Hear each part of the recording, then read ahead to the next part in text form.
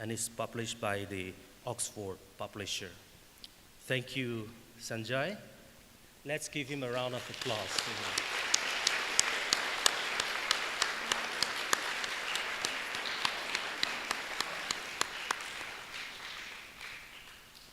And finally, but not the least, our third guest speaker is Hamish de Souza. I don't know much about him because this is my first meeting, Hamish, but through our contacts with him via Jipen here, Dr. Jipen, I think you are a very adventurous, vibrant spirit who wants to explore other places, other culture, and at the same time to share knowledge with young people. So very glad that you are here with us. A very recent graduate. He just finished his MTech in remote sensing and GIS, Indian Institute of Remote Sensing, Tehran. Right now, he's working as data science engineer, Pier Site Space. And also, he's working as GIS. And I was Googling this, what this GIS means. I think it's Geographic Information Systems, right? He's a GIS analyst at Morro Bay Development Foundation, Papua New Guinea. And he's working this through United Nations Volunteers Program. He has published articles and currently engages in 4 or 5 projects.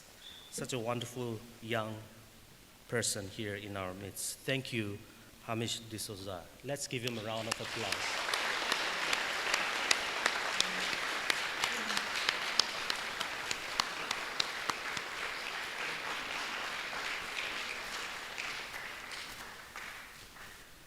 Now, before I call the moderator for the first session, I would like us to first look to God in prayer. Let us pray. Our Heavenly Father, we give you all glory and honor as we gather this morning. The founding members of this institution initiated this project of liberal arts college based upon you. And today, as we celebrate the 50th anniversary, we celebrate you for your faithfulness. And now, in celebration of your faithfulness, as we begin this event, we want to commit our guest speakers and all of us present here that our time spent here today will be fruitful, meaningful, and impactful. I pray this in the name of the Father, the Son, and the Holy Spirit. Amen.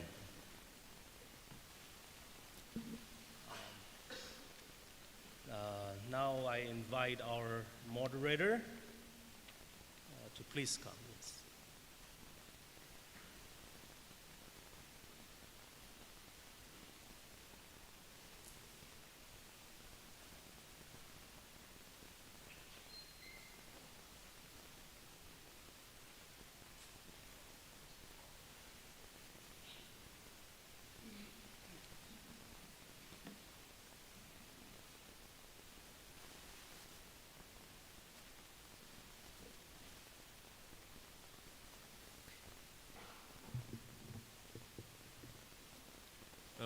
A very good morning to all of you, respected principal, Dr.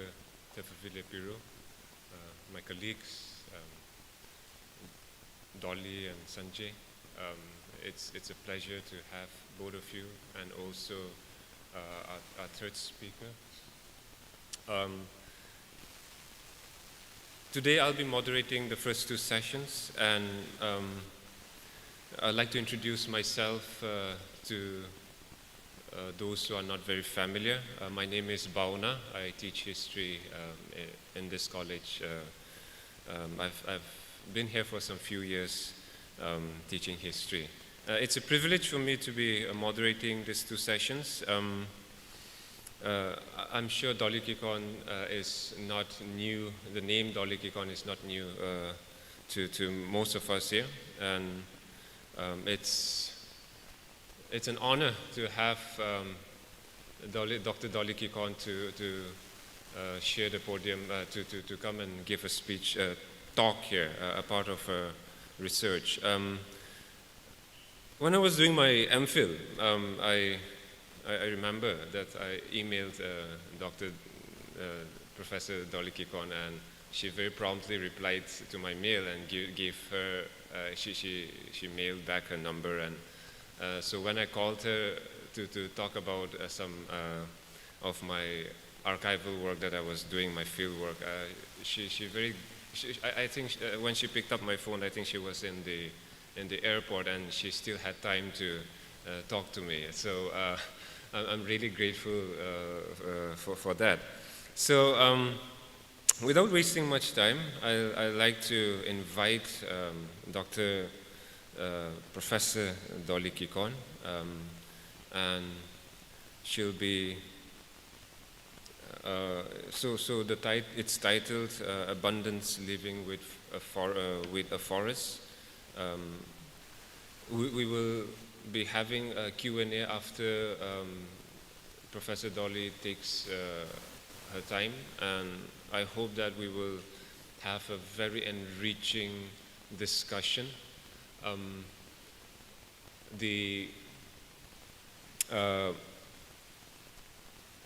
I think the discussion, I hope that the discussion will unfold gradually. So please, Professor Dolly. Yeah.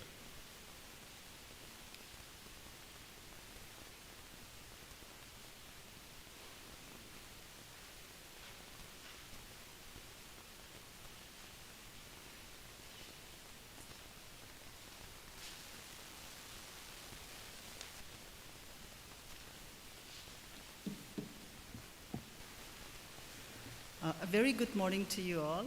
My name is Dolly, and I am a very proud Patkayan.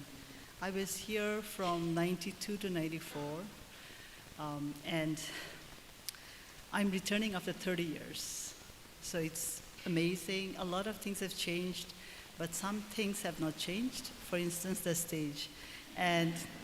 And so I call out my amazing classmate and lifelong friend, fellow traveler, Sashi, and also his very wonderful partner, his wife, who's a dear friend, Dr. Reverend Ellen, a powerhouse among the Naga people in terms of her justice work, her peace work. She's also a professor and the dean of the Center for Counseling at the Oriental Theological Seminary. So that's the gang, kind of like we hang out with. And Ellen and I are also colleagues at the Forum for Naga Reconciliation's dialogue on repatriation of Naga ancestral human remains from Oxford University to the Naga homeland.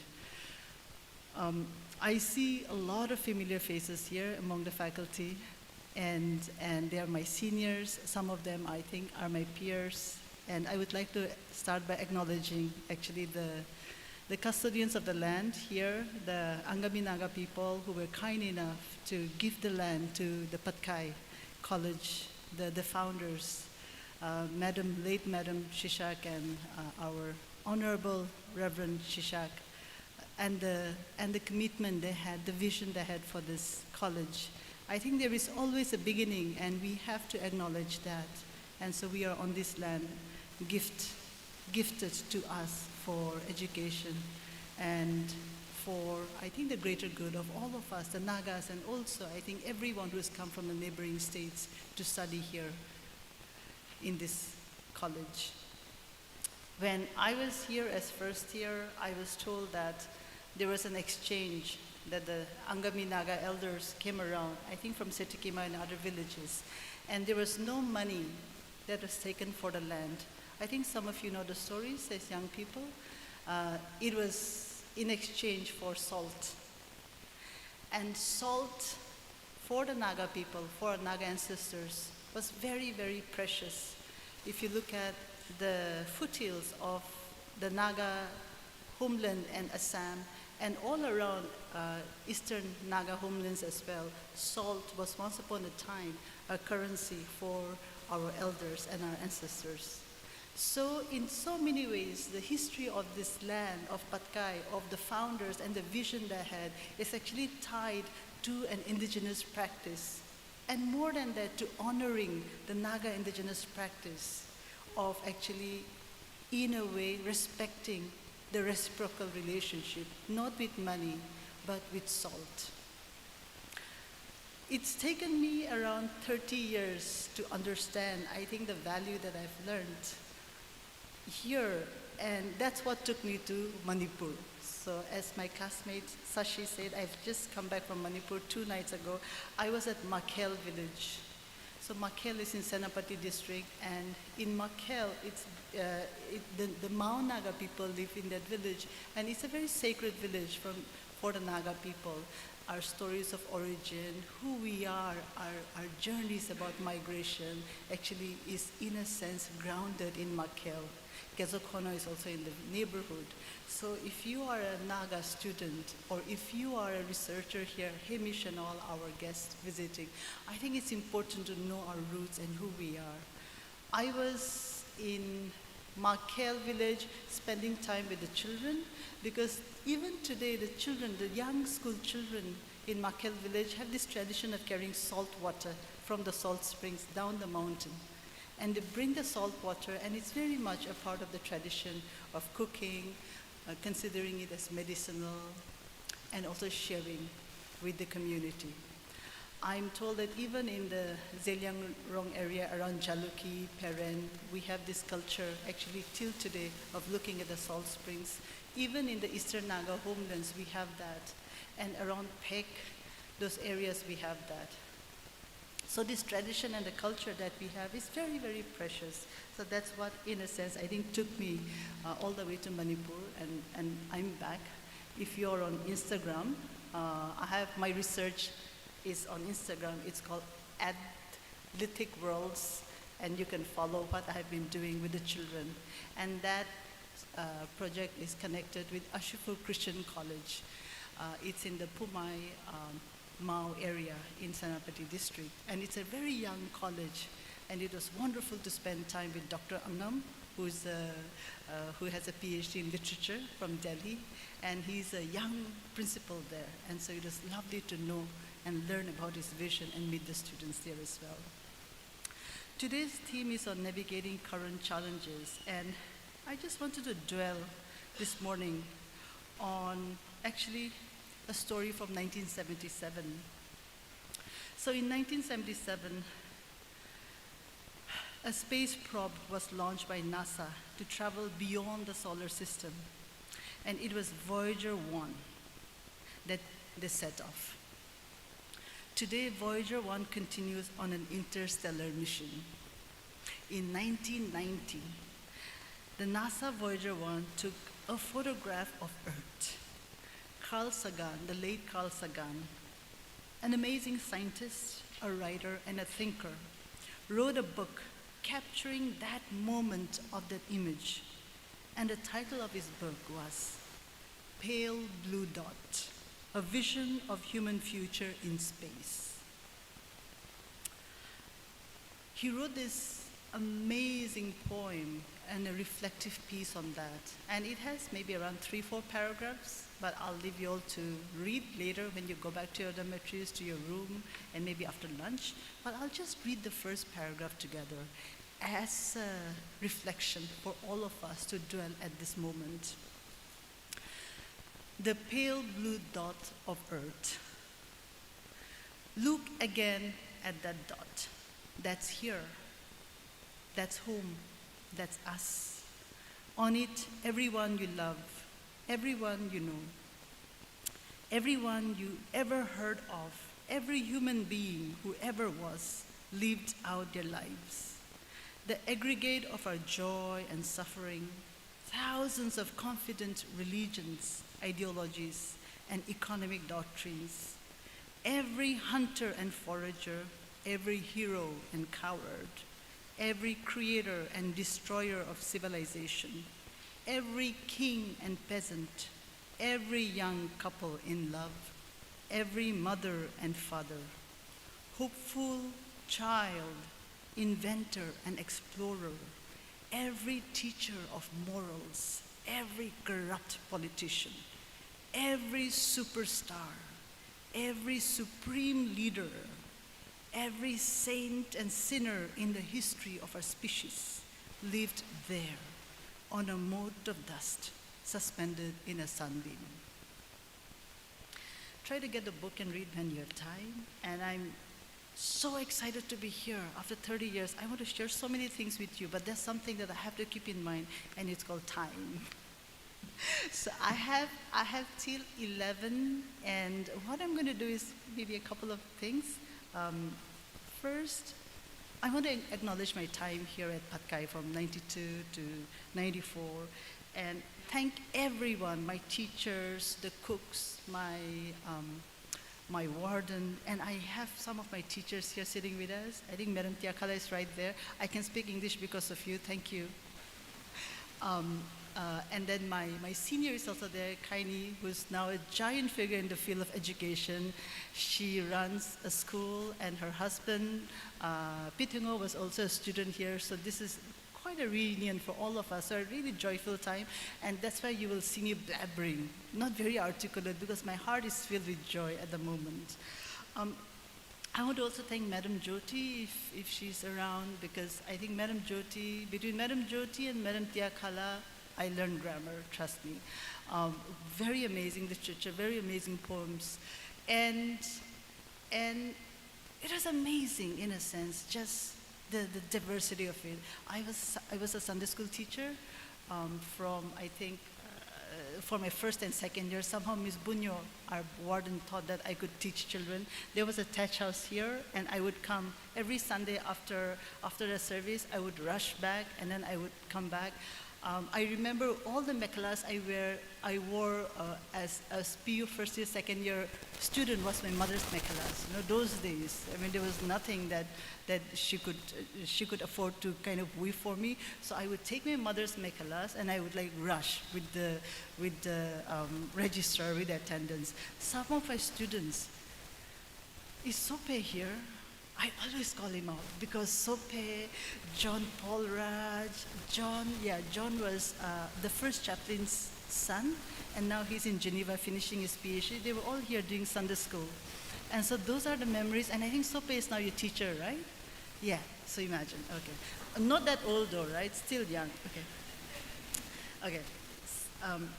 And so I really I'm very happy to be here. The stage I remember, I think the last time I stood on this stage was doing the Sunday school farewell with the children and with my other Sunday school teachers here. And I think that was the last time. And I then remember the first time I was here at the stage, it was the Sashin gang. And we danced.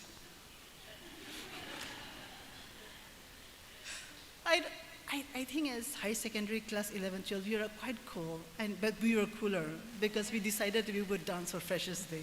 So we had this major dance happening here. How do I wrap up kind of 30 years of my life since I left Pad Khai? A lot of travels, a lot of journeys, but a couple of things that I really wanted to tell you all. And you know, I speak the truth. The hymns that I learned, hey, do you still have power cuts here? Yes or no? Come on, you need to talk to me. Yes, right. So during my time, there were power cuts, and our amazing technicians who would switch on the generator would sometimes take time, right? And especially the Saturday services and the Sunday evening services, we would be in pitch darkness for maybe around 10, 15 minutes, and then what do? We sing. The girls sat on this side, the boys sat on this side, and we would sing. And seriously, trust me, all the hymns, Baptist hymns that I know, actually is from those moments because you were forced to memorize it. Stanzas after stanzas. I feel so proud. Wherever I go in the world, I can close my eyes and sing and people are like, oh, look at her. Right? Thanks to Patkai, right? So imagine, even in dark times, literally I mean, when there's no electricity, you learn something, and I learned the hymns that way. And those hymns, do you still have the hymnals? The thick ones? Yeah? Yes? Okay. We had those, and it was amazing to sing those songs.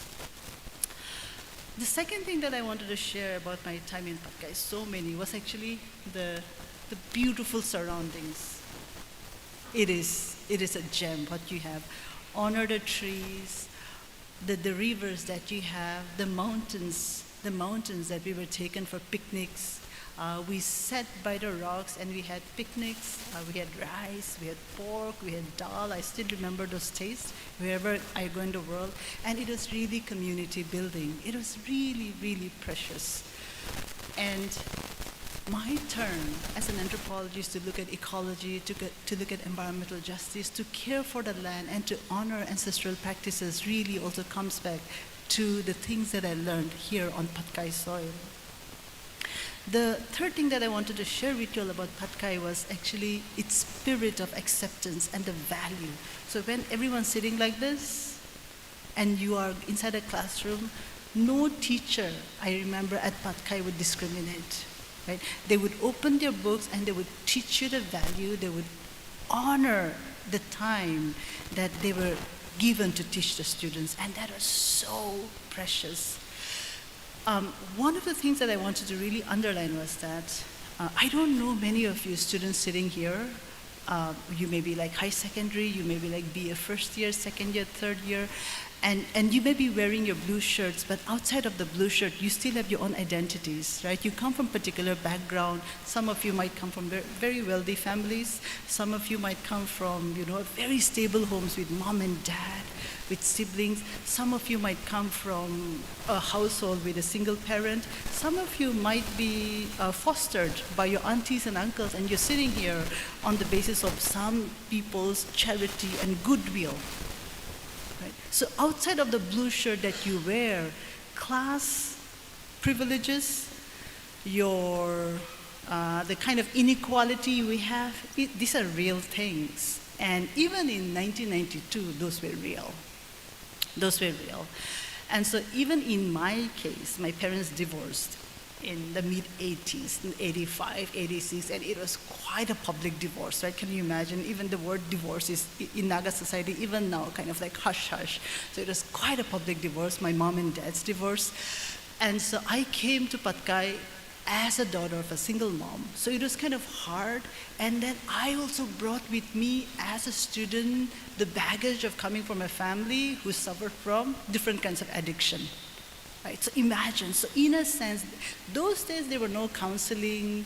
I remember Paul Raj, our chaplain, would sit in that room. I'm told that the chaplain still sits there. And so we would all go and spend time with him and talk to him. So I think the role of the chaplain, the value, the prayers, were all really foundational. Were really, really key. So in a sense, I always thought about returning to Patkai. I've been quite busy in the few years, given my transitions and all, but I always wanted to underline that the values that you will get in Patkai, that you are getting in Patkai, are really solid foundations. Right? They're really foundations that will see you through wherever you go in the world. So learn to be compassionate, learn to be kind. Listen, I'll tell you one thing. If you're a mean person, I'm sure none of you are, but if you're a mean person, your classmates are going to remember that. From 92, there's a spirit of forgiveness in all of us. But if someone has been really mean and nasty, right, you remember because the hurt is there. And we have a counselor sitting there who's a trauma counselor, Dr. Reverend Allen.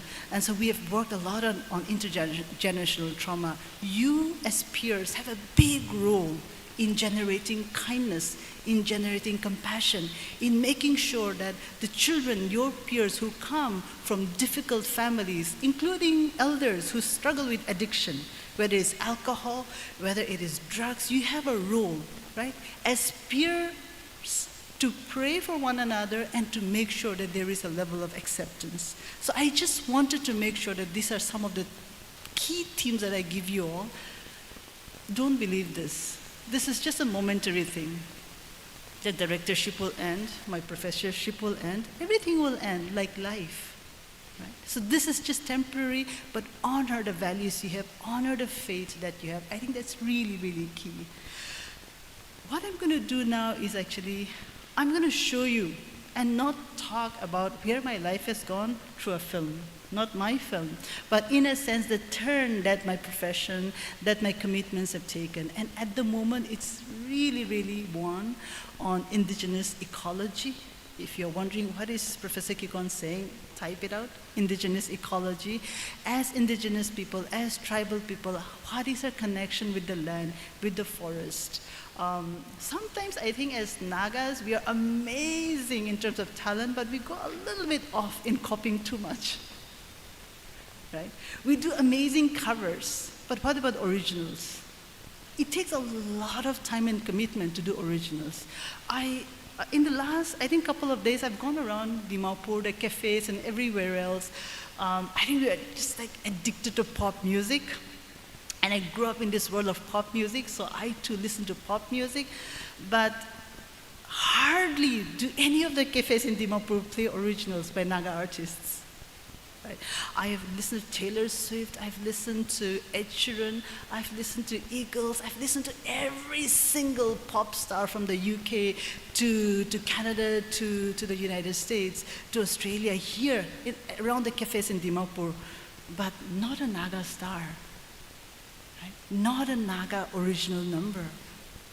And I think I want you all to dwell in this moment, to think, from the little travels that I have done around the world and the fact that I teach in the United States, I learned from my indigenous colleagues and elders, from the centers, from the initiatives that they do. My beloved students at Patkai,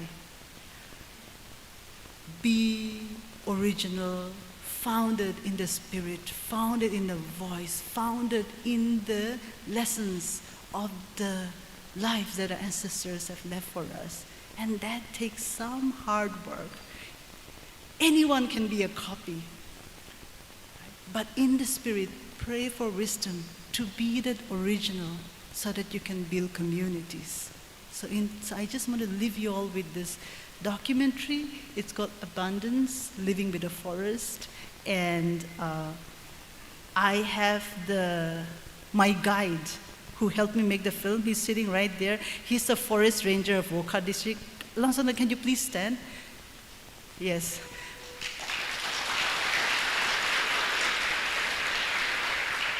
I want to underline one thing. In the last 30 years, whatever I've done, I haven't done alone. I've done with the blessings of the Spirit. I have done with amazing collaborators. I have done with the blessings of elders and, of course, of good wishers who come along. So you will see the documentary. It's around 21 minutes. It's about foraging, all the wonderful leaves that we eat around the mountains and why that's important for us to know. And the second thing, the documentary will be followed, I ask for your patience, by around 3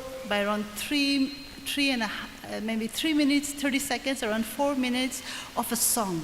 But the title song of the documentary, which was composed and sung by my mom. My mom is 83 years old, and she was the first Lotha folk singer on India radio. She went through a hard marriage. After the divorce, she got into depression and really could never pursue her singing after that. But in her 80s, she sings the most beautiful hymns. She has found the love of God and the joy of living again. So when I was making my documentary, guess who came? My mom, 83 years old. And she was like, I'll compose the song and sing the song for this documentary. And I said, sure, why not? Right? It can be a testimony. It can be a testament to what we can do together. So I want you all to watch the documentary and be still, because our friend here will play her song. And then after that, maybe we can have a discussion.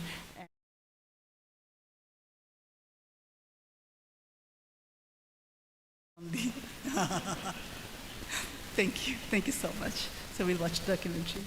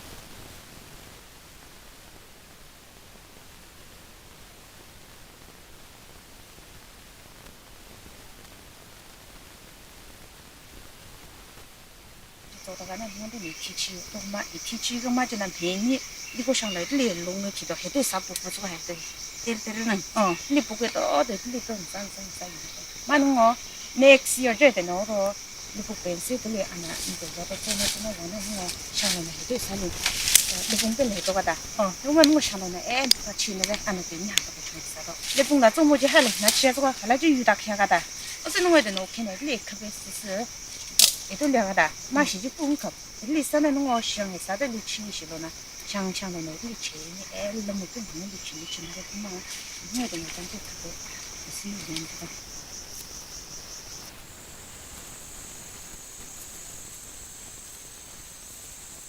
조금만 발리오통 시초리아 에드노 회인키나 인삼시거 또 저거 날라드나 에드노 샹드링이 저라 조금만 샹진 회 기다가나 못 주진 치우기 저거나 마 에드노 샹조 인삼시거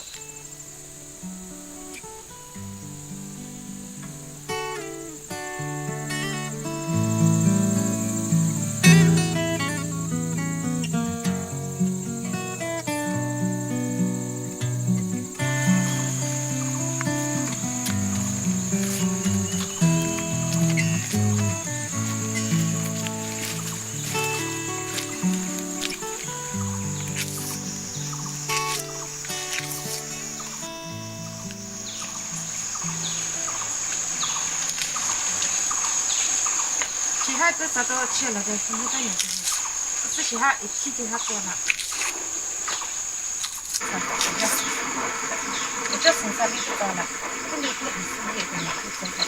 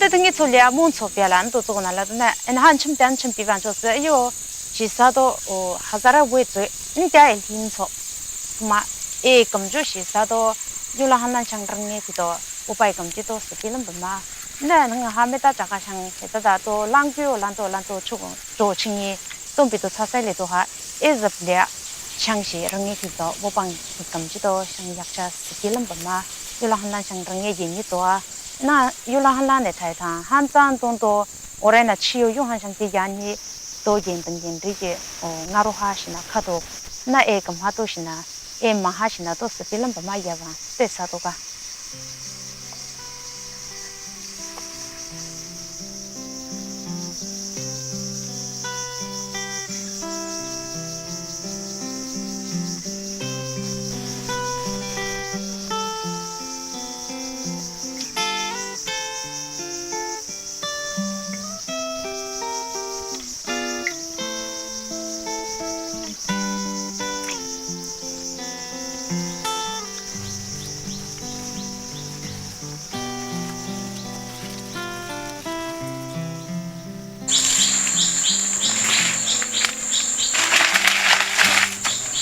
시사도 상 시죠 시하 노래나 감초 또 에서 저요 이 부분은 나 올해 에서서 오는데 나타 상조 노래나 감오지 저거 나 하나라고 하 에서 저거 시죠是都咋了师傅不想他做都不做了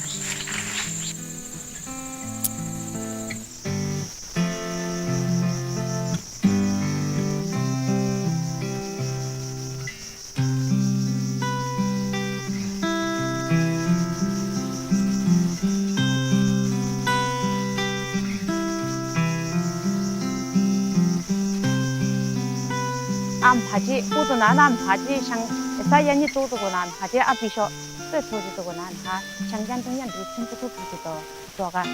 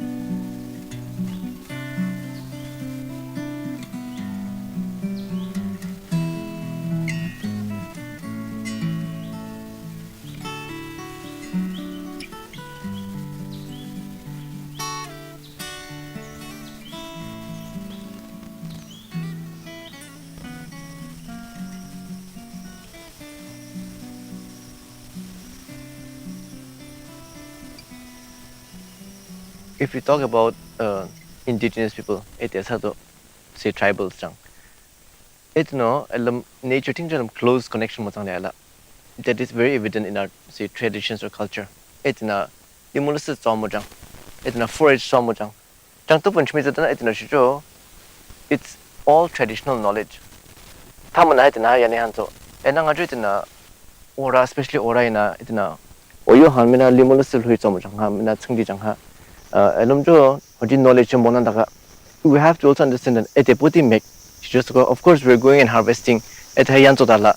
어째서도 에코노미 보고는 하 초당가라 싫나 아나 작품들이 좀 에티나 에티마들 에티나 자랴도 칼랴 시하 엘레메타람로 모난다가 어떤시 작품들이 보러 원이나 디스퍼스라 뭐 성장 for example what's hornbill 그마 모르시나 hornbill이나 에피나 오이니 어통나 어쩌스 어쩐지 키스 담보고 선대시나데 도마 어찌나 어통에 단치라 에드나 에디 오라이즈다나 오춘나 춤죠 어청어 동창죠 능 에드나 슈춤춤 달라 인도스레 에드나 춤만 모르죠 인도스레 the tropical forests more than 90% of these trees are dispersed by birds and animals they are the dispersing agents when we think about harvesting or foraging we're sharing with other organisms with other creations we all should start thinking about the necessary changes that we have to make in our lifestyle and also think about sustainability and which at the level which includes all other organisms as well.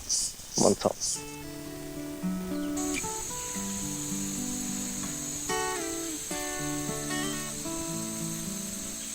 Ede way of life elani kido ede bananilan changji ede na kuthangze dasana ede no tathena oraji tuna ede do alam shenda godalya us ora lyoji yakcha ede na ekambanala elani kido ede na kuthang oraji lo huasana ede na limo mujanga ngoji ji tuna ede jili duji alam hona relation lya kama hansan ji jo timchumuji jo no godur daishla duna loroina kam chodor daicho elani kido puchingji chole do ha loroina kam chodor daicho oyimna je acceptance ko kom bena chokhalle do ha duna de chili lo lingcho ji chona elam sentimental attachment lala us emotional attachment ha lala janglo it social attachment that make na only to kothang rasna edna uchuk thegi do choji da make to khatle it pen open janglo elani ora janglo kothang jadasna pen ran janglo us open janglo kothang huwa sana chilo je nanga ha limolan oyu hanan daro elam ngalai jona libo jang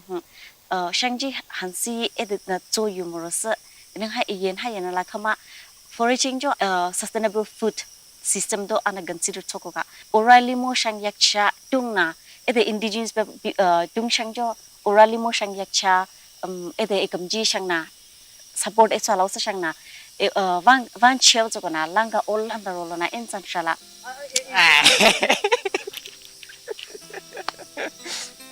이제 뭐도 만두국시나 봐. 우리들이 이제 비시 비fe 그래. 골프나. 이도 골프. 이들이 싹 빠다고 해. 이도 프라이 원에 커버해. 발라제. 두디다와들이 뭐 이뚝시 봐. 테스 발라제. 만두와 라가야 닥시 또 탈리지. नहीं हुदी ना लुचे तांगे ना जो तो वो लोहे खोले हुए ना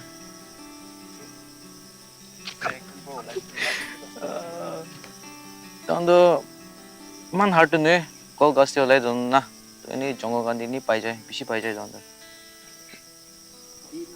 ले कुमांडो ले खाला वैसे ना खाला वैसे जंगल गांधी ले कुमांडो दूर भी जाए कुमांडो सोड़ वैसे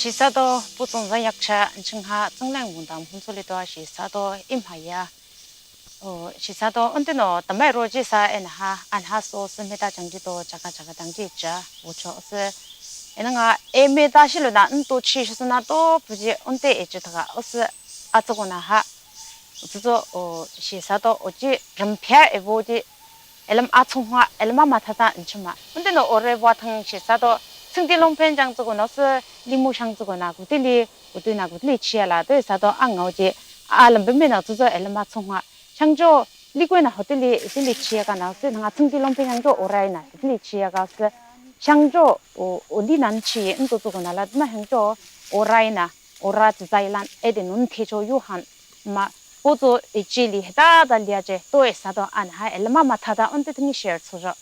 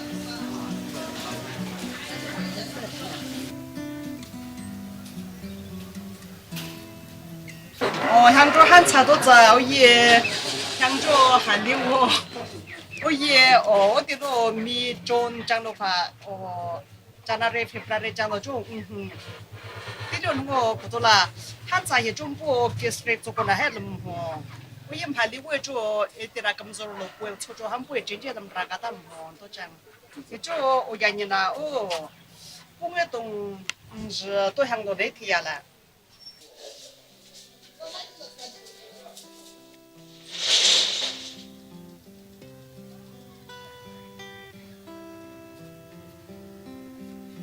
都不还有到都不中了，都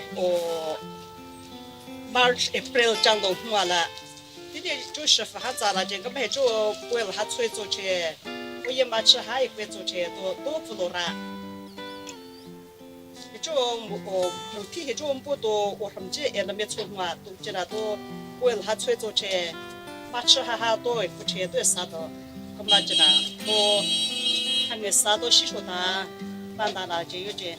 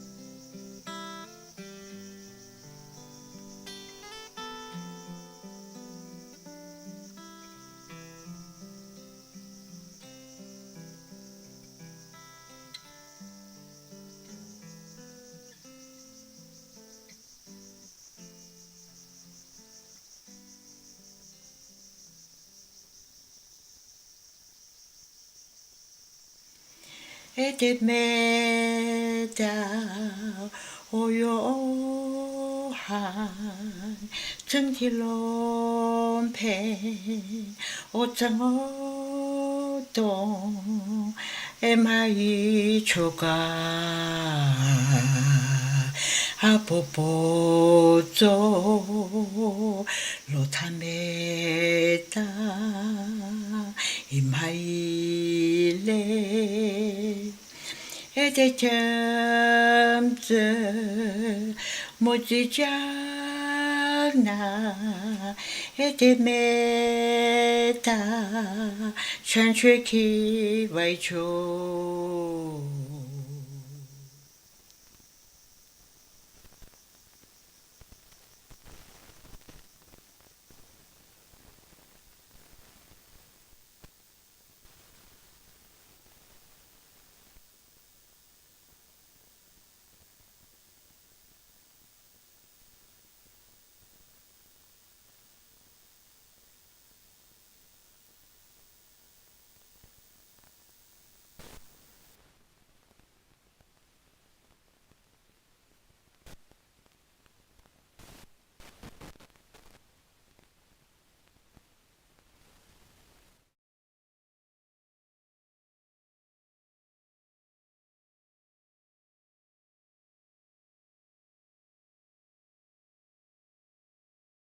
多样是可在万莫惧，罗塔梅达在莫惧，一点不走，蒙托比亚拉。에데 메다 오요한 정til롬페 오장어동 에마이 조가 아보보조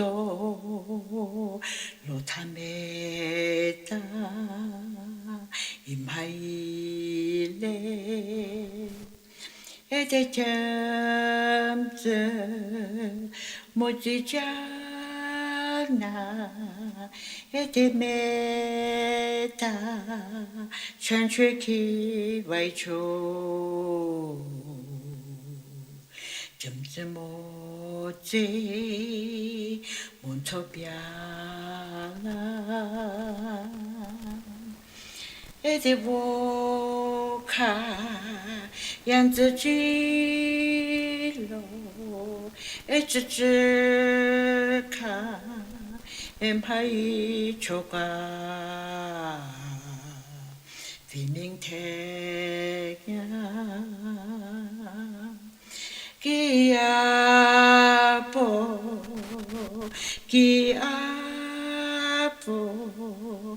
덴산 데란단 첨체달라 데란단 뱅카나라 셴보에니 라코달레 셴보나라 안라코체 변다살라 니비야라 에데양조에 웽이한봉 오동보니 와모지하 뼈이다가 닌침체다 와나가나 콘베롤레콘베론초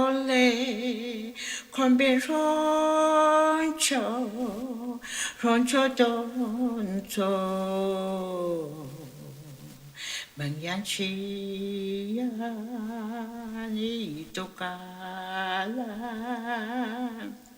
o kaocha alota yon de dopo mongkom de piala hoyale hoyale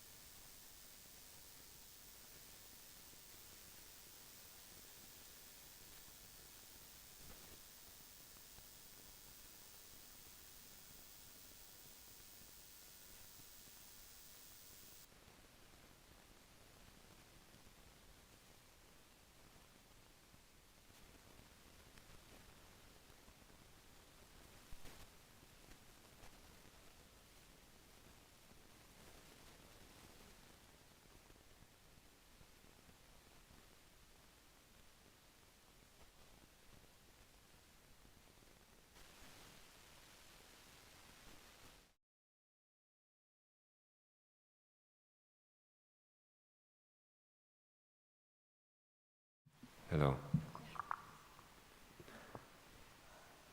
Well, that was a very interesting documentary. I think there was a lot of issues that were highlighted, and also, I mean, there was humor in that documentary, and so I mean, we would like to open up the floor for a Q&A, and for those who would like to ask questions to the resource person, please you can come to the front and ask your questions. And we have around 10 to 15 minutes. After that, we take a break for 5 minutes and come back for the second session. So maybe just to start off, I think what really captivated me was your concerns with ecology and knowledge. And I was wondering, initially sort of thinking about forests and how indigenous people sort of, the relationship between indigenous people and forests. And one thing that came to my mind was, the relationship between, so you're recording sort of the practices, and especially what really came out was you were trying to sort of portray the values not just between humans, but the relationship between humans and the environment. In that short documentary, what I noticed was it was very political. There was something, political in the sense that what we have is something that could be changed by an external agent, and towards the end you mentioned the government acts and so on. So can you just highlight a bit about that? Thank you so much for the question, and I think you have caught on, I think, the message of the documentary and the reflections. Spot on. So thank you so much. Definitely when it comes to, I think, our surroundings and who we are and the relationship, like you so clearly point out, it is very much a part of our world, right? And how we connect with it. I'll just give you a very concrete example what happened this year. If you were following the media in Nagaland, how many of you have heard of the Doyang River? I think it was out in the news about the trash, right, that went to the Doyang. It's a sacred river, and it is the life source of the Lotha Naga people in Woka district. And I was following as well, and the tons and tons of garbage and plastic that came out was astonishing.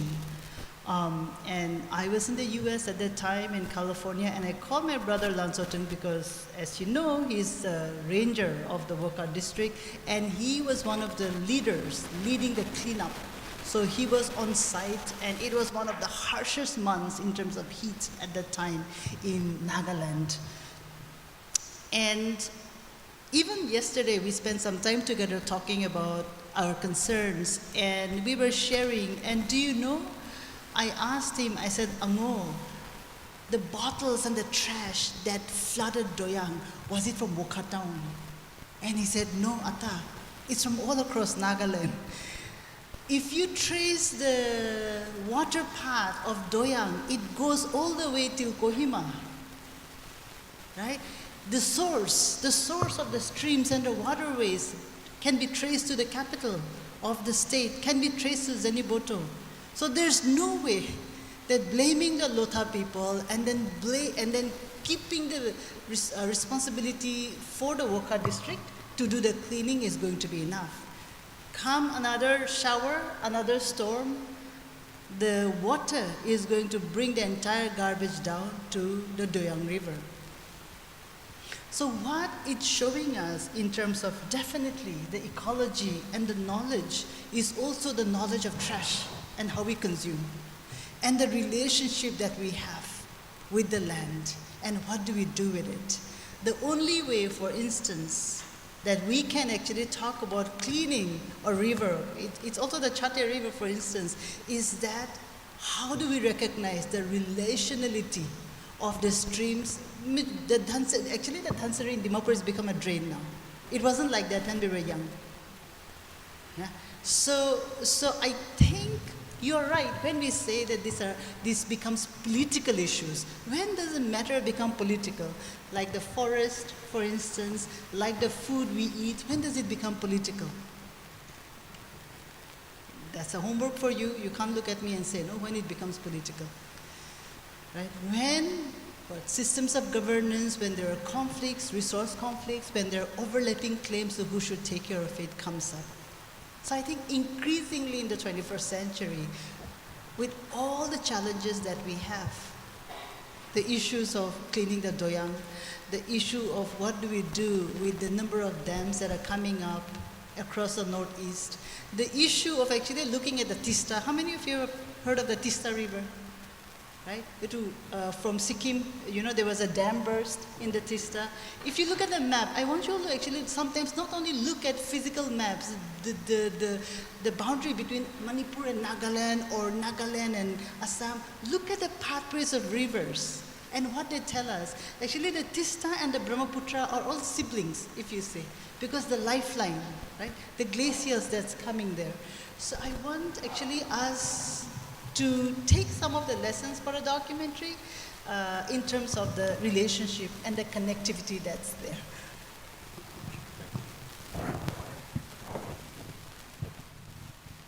Yeah, the floor is open for questions, so please take the opportunity and you can ask your questions.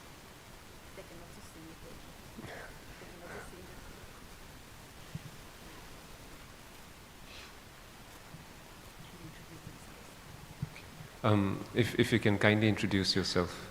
Okay. My name is Chibentang Yatan. I teach international relations at Northeast Christian University, alumni of Patkai, batch of 2010. Just an observation with regard to the documentary, and also a question that will follow suit also. I'm really intrigued by this idea of the correlation that has been shown through the documentary in terms of the seed Am I audible? Going a lot, no? Ah.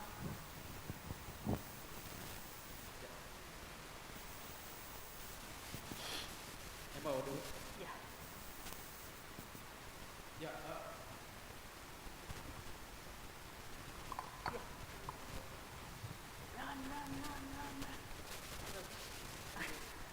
Sorry for the trouble. Okay.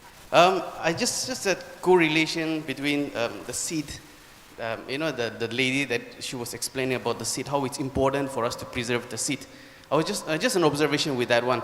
A very interesting observation that I found is how the seed in a way represents the indigenous identity, right? That we need to preserve that. I mean, the indigenous identity, our culture, is that a seed? Okay. And that's something that I've drawn out. And it's important that how us, that very indigenous practices, the values that we have, that needs to be preserved, because that is like a seed that needs to be, that needs to fall on the ground, and that needs to proliferate and mushroom more, right? Second thing, I mean, we were all laughing about the young boy. I mean, I was just telling Odisashi that he is like the villain of the documentary. But then I find it very interesting because I saw something there. How he, in a way, is portraying the modern society. Okay, the young boy portrays a lot of us in the sense how we are becoming disconnected from the culture. Because he was, if we notice, he, throughout this conversation, he's speaking in Nagamis, right? He's not speaking in the Lotha dialect. So I don't know if it was purposefully made like that, but then if it's not meant to be, right? I feel that there's, in the sense that it's portraying a lot of the Naga society, a lot of us who are not willing to indulge in, are preserving our indigenous dialect, which is very much part and parcel of our culture. Okay, that is the second observation that I had. With regard to the question, of late I've been teaching a paper on development, right? And then my students are here. We're discussing on modernization, right? And here, since you have given a reference of the Forest Conservation Act, right, which in a way it's like a intrusion of the indigenous culture, or indigenous, the intrusion of the indigenous space through the state.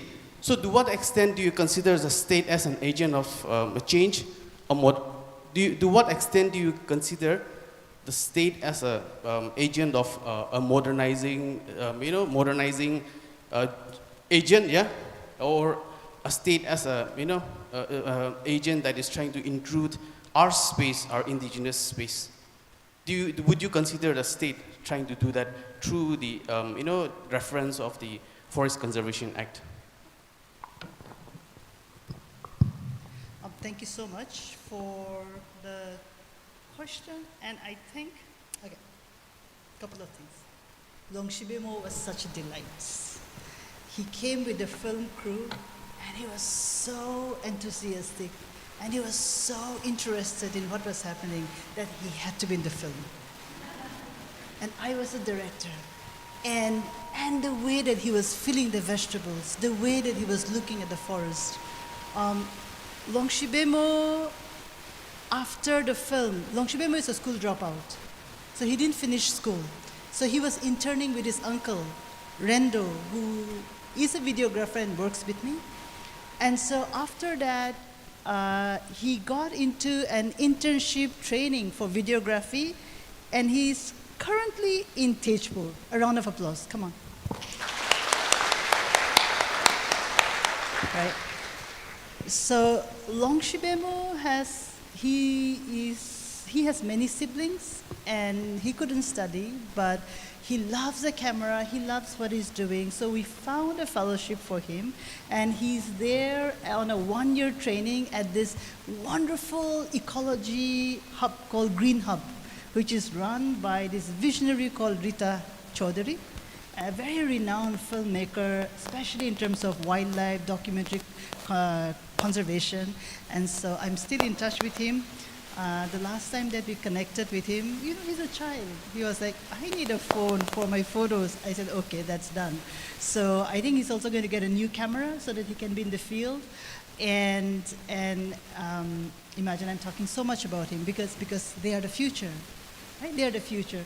So how do we work together on this? So Ango, you are very right, in a sense, Shipenteng, to say that he does represent actually what a large number of our society and people go through.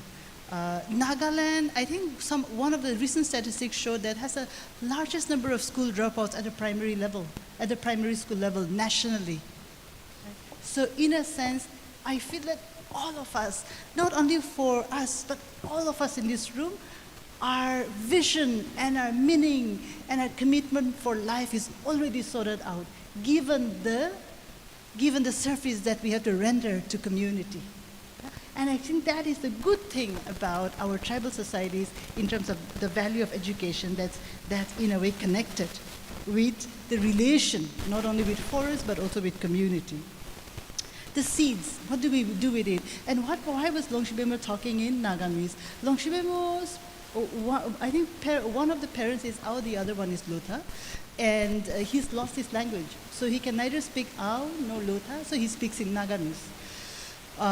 And that is also the case in many of my families, for instance. So what do we do about language? In my own work, I'm part of this institute in Guwahati. So if you go to Guwahati, visit the Northeastern Institute of Language and Culture. So it's run by a wonderful Jesuit priest. He's the first director. And I'm one of the senior researchers and advisors for this center in Guwahati. Which is part of the Catholic Church, and actually they are documenting the work of language in the region. And according to the UN data, it shows that no language in the northeastern region of India is actually safe. It can all be categorized as endangered, not even Tenedi and all, right? We say that there's a lot of written language, especially for the Angami people, but that is also not safe in a sense. So in the next 50 years, there's going to be a huge language loss. Culturally, we have to address this with a sense of urgency because our go-to thing is a shame. That culture of Sorum Kelana, hey, it should not be that. In the case of Longshibemo and so many of us who come from broken homes, who do we speak the language with? Who do we speak the language with? And some children who have pre-existing conditions grow up in hospitals, right? For all their lives, they are seeking medical care. There's a need to survive. So it's okay if they speak in Nagamese. Do we have the equipments to actually go back to language with compassion? Or the only thing we have in community, even among us who come from inter-ethnic, inter-tribal marriages, to constantly shame? I think some of you, especially like Lotha group, Angami group, Ao group, who speak perfect languages, I think you all laugh at people who can't speak that language. And maybe you don't even include them in some of the tribal student associations around. Because that's the go-to thing, right? To shame people. And why should we? Right? Can you imagine? In a diverse environment like Patkai, to be able actually to help one another pick up language. Till my mother's generation, my mother could speak Angami because she worked in Kohima, All India Radio. She spoke Assamese because she studied at the Golagat Girls School with the American missionaries. She could speak English, she could speak Lotha.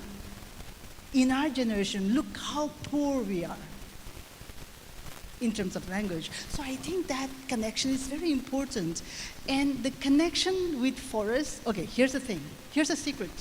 The connection with the loss of forests for us indigenous people is also connected with the loss of language. So no matter how fluently you speak, if you are not caring for the rivers and the forests and praying for them, what's going to happen? You're going to lose your language because the names of the birds, the animals, the plants in our indigenous languages, if they no longer exist, what language are you going to use to invoke them? So researchers around the world who study language and culture and this connection are paying attention to this triangle. When you pray, what are you going to say? Gastonai hornbill the haraishe, oh Lord, bless the hornbills that are extinct. How? We are so central, right, in destroying, in the role of being destructive. So I think that's something that I wanted to put. So thank you so much for putting this on the plate. The state, I think, that's a very, very broad question in terms of the role of the state and how do we deal with that. in my first book, Living with Oil and Coal, I wrote about the different states that we have. For us as Naga people, when we talk about the state, it's Rio, na? Kohima to Kuridiana. So our immediate go-to, the concrete idea of the state is Kohima and Rio and NDPP. Sometimes Delhi is very far off. Delhi becomes visible when the rocks are falling. Na? Oh, a national contractor to Bonek and sub Girisha. So in a sense, for me, when we are maybe conceptualizing the state, one is actually the theoretical understanding of the state structures that we talk. The second is also important because this is how your parents and maybe my grand aunties and uncles in the village conceptualize and make the state real. So here, when we talk about the role of the state, are they destroying lives in the forest or are they not? In a frontier region like the Northeast, there are different representations of the state. One is the military state. One is the frontier state, which constantly extracts oil, tea from Assam, here from Nagaland, soft skills, everyone becoming waiters, waitresses. And then, of course, the third is the contract, right? The contractual state. So how do we make sense of that? And I'll tell you one thing, when we as tribal scholars, as indigenous scholars come up and we theorize it, there's a lot of resentment, there's a lot of opposition, because we are not supposed to have brains to theorize like this, right? They're frowning and all, they're like, what are you all saying? And that's when we use our brains, that's when we use the power of the Lord, that's when we use our wisdom to come up, to scale up, and to challenge. I challenge you all, my students. I know we're running out of time, 5 minutes over, but give me 10 seconds. I challenge you all, students, study and work hard so that one day, as scholars, we can contribute to the world of theory internationally, right? In a term, in Tenidia, in a Lotha term, in an Ao term, in a Chakasang term. So that is the power. Right now, we are studying all those theories in French. One day, pray that we are able, in our wisdom, to be able to contribute to global dialogues in that way. Thank you.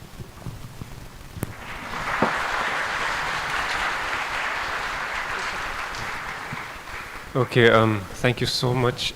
We're running out of time, so we'll close this session. And the takeaway from this session is that, or something which I keep discussing with my students as well, I think what happens is that the ordinary and the mundane becomes really meaningful. Yeah. Thank you so much. Amazing moderator. Thank you so much. I will take a break for 5 minutes and we'll come back for the second session.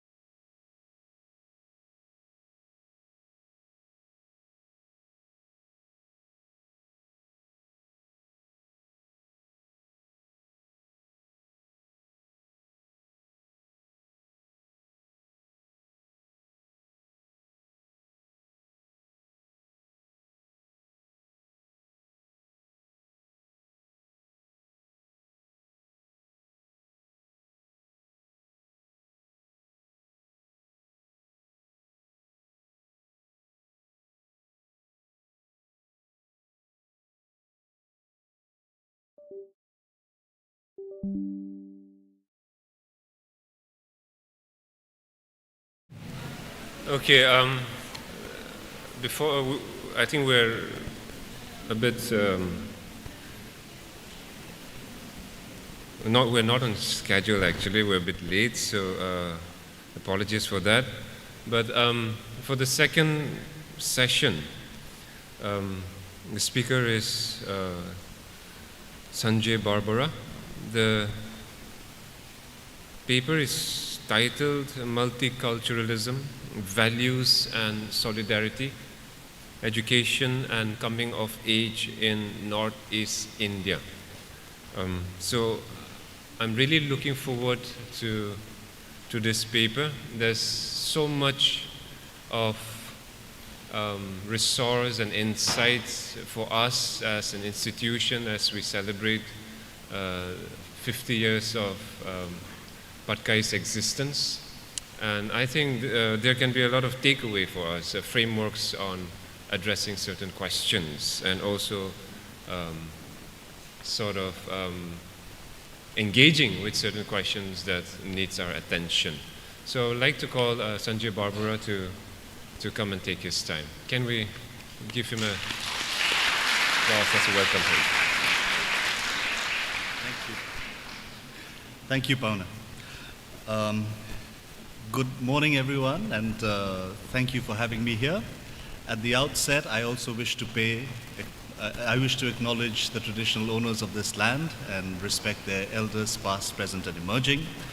I also wish to dedicate this talk to my former student, Kirsten Mai Castle, who died earlier this week. She and her unborn baby died earlier this week in San Mateo, California. As I speak, you will understand why I'm dedicating this talk to her. She was an exceptional woman, 37 years of age, and she worked all her adult life, on prison reform and teaching prisoners in jail. My talk, as the moderator said, is titled Multiculturalism, Values and Solidarity. These are three themes I will speak about. But at the outset, I wish to express my sincere gratitude to the organizers of this esteemed event for their kind invitation. Their efforts in bringing together such a distinguished gathering are truly commendable. I also want to thank Dr. Shashipokim Jamir for the initial invitation to speak and the subsequent reminders to adhere to deadlines. It is a great honor to be invited to Patkai Christian College. This institution has been the intellectual home for many generations of youth from the region, including my partner Dolly and her close friends, who have also become mine. In the 1980s, I heard of the college from my Naga classmates at St. Edmund's School in Shillong. They spoke about the marvelous opportunities offered for young, talented people, especially those who were musically inclined. As I grew up and left the region for my higher studies, I came across many graduates from this college, and I can attest that many were indeed exceptional musicians, so Madam Shishak did a great job with them. I was fascinated as a child when I heard that a college had been named after a hill range. In the Taya home language my ancestors once spoke, Patkai refers to a place where a sacred chicken was cut. I am unsure, but it could refer to the rituals that different waves of Taya home migrants had used since the 13th century. After all, rituals and paying obeisance to ancestors and spirits continue to be part of our repertoire in modern times as we begin something new. Historians tell us that the Ahoms were forced to leave their homelands in southern China because of internal conflicts and natural calamities. As successive waves of Thais spread from their homelands to various parts of Southeast Asia, including northern Thailand and eastern Assam, they would have had to appease the spirits, gods, and demons who had put obstacles along their way. One such obstacle might have been the mountain passes that create a narrow pathway from northwest Myanmar into Assam. Each group that crossed the mountain pass to enter eastern Assam would have sacrificed a white fowl to read the signs as they made their way downhill. Such rites of passage are common in most human societies. Some may have their origins in ancient times, but have survived into our age. They help build values in individuals and communities that can be passed on from generation to generation. Some of these issues that I would like to raise in my talk, today. I want to dwell on the following questions. How have institutions like Patkai Christian College or St. Edmund's School in Shillong nurtured values that have helped create a better society in our region? What are these values? Does every person pick up the same codes to function in society? Finally, what happens when we are confronted with responses from individuals and institutions that make it harder for us to coexist as a species on this planet? I admit that these are profound questions, and we may not have ready-made answers to them, but this is an excellent opportunity to place them before you. Let me start with the first theme, multiculturalism. We live in a multicultural world where most people speak at least 3 languages, if not more. Our knowledge of different languages help us navigate our complex corner of the world. As children, we picked up languages effortlessly. My Roman Catholic school in Shillong was home to boys of every ethnicity from the Northeast. In the wooded heights of Shillong, we were more concerned about our Saturday walk into town and our upcoming football match. Civil strife and endless strikes happened in the Brahmaputra Valley and to people whose mother tongue was taught in our English-speaking schools as second or third language. It did not touch us as we debated the right course of action for the terrible food that they served in the school's refectory. When we brought up the troubles around us, we did so detachedly. We were products of strange compromises that our parents had made to climb up the social ladder, some just 1 generation ago, as representative of stubborn people, while others, perhaps 2 generations ago, as beneficiaries of colonial economic and political largesse. In our distinctive boarding school, we were products of a peculiar historical process of class and political stratification, where our parents, who were either planters, tea planters, bureaucrats, politicians, or entrepreneurs, they wanted to shield us from the realities of the world that they had barely escaped from. What was this world they were trying to escape, and why? The answer to this question sharply delineates life experiences within India, especially inside Northeast.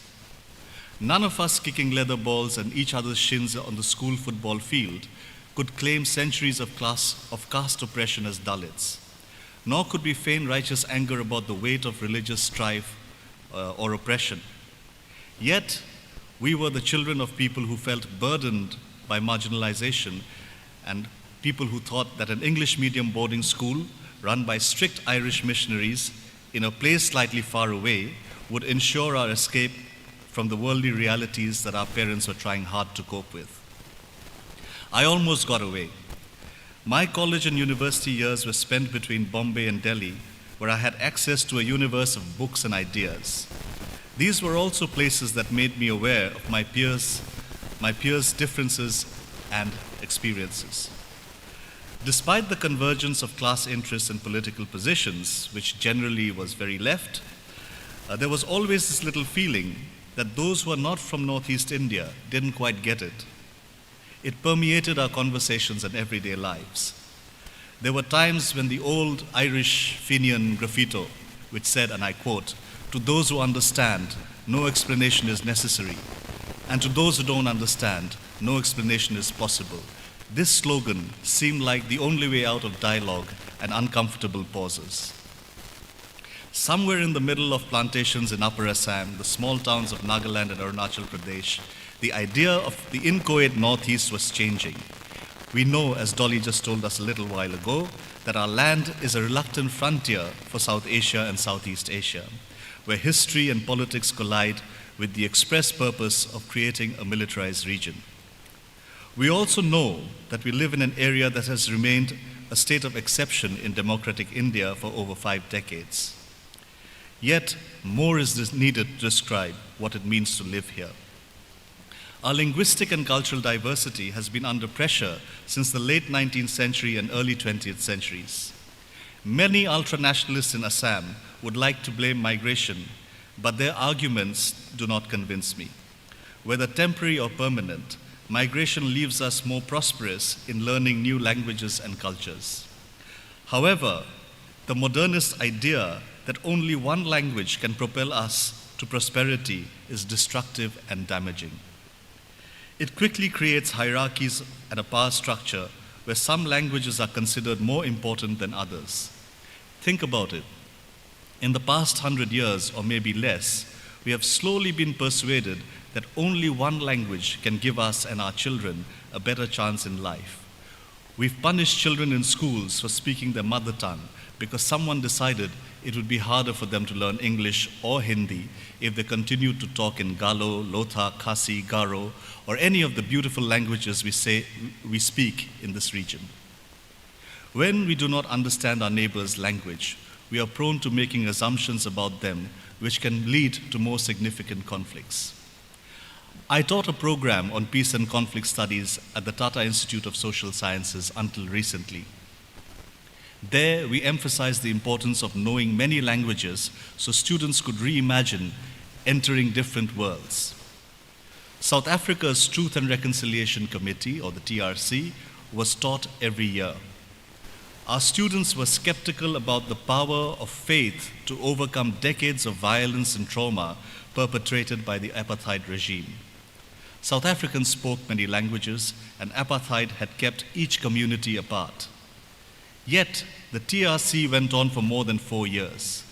Even though many continue to doubt its outcomes, it remains one of the few attempts at national reconciliation after a violent suppression of people's rights.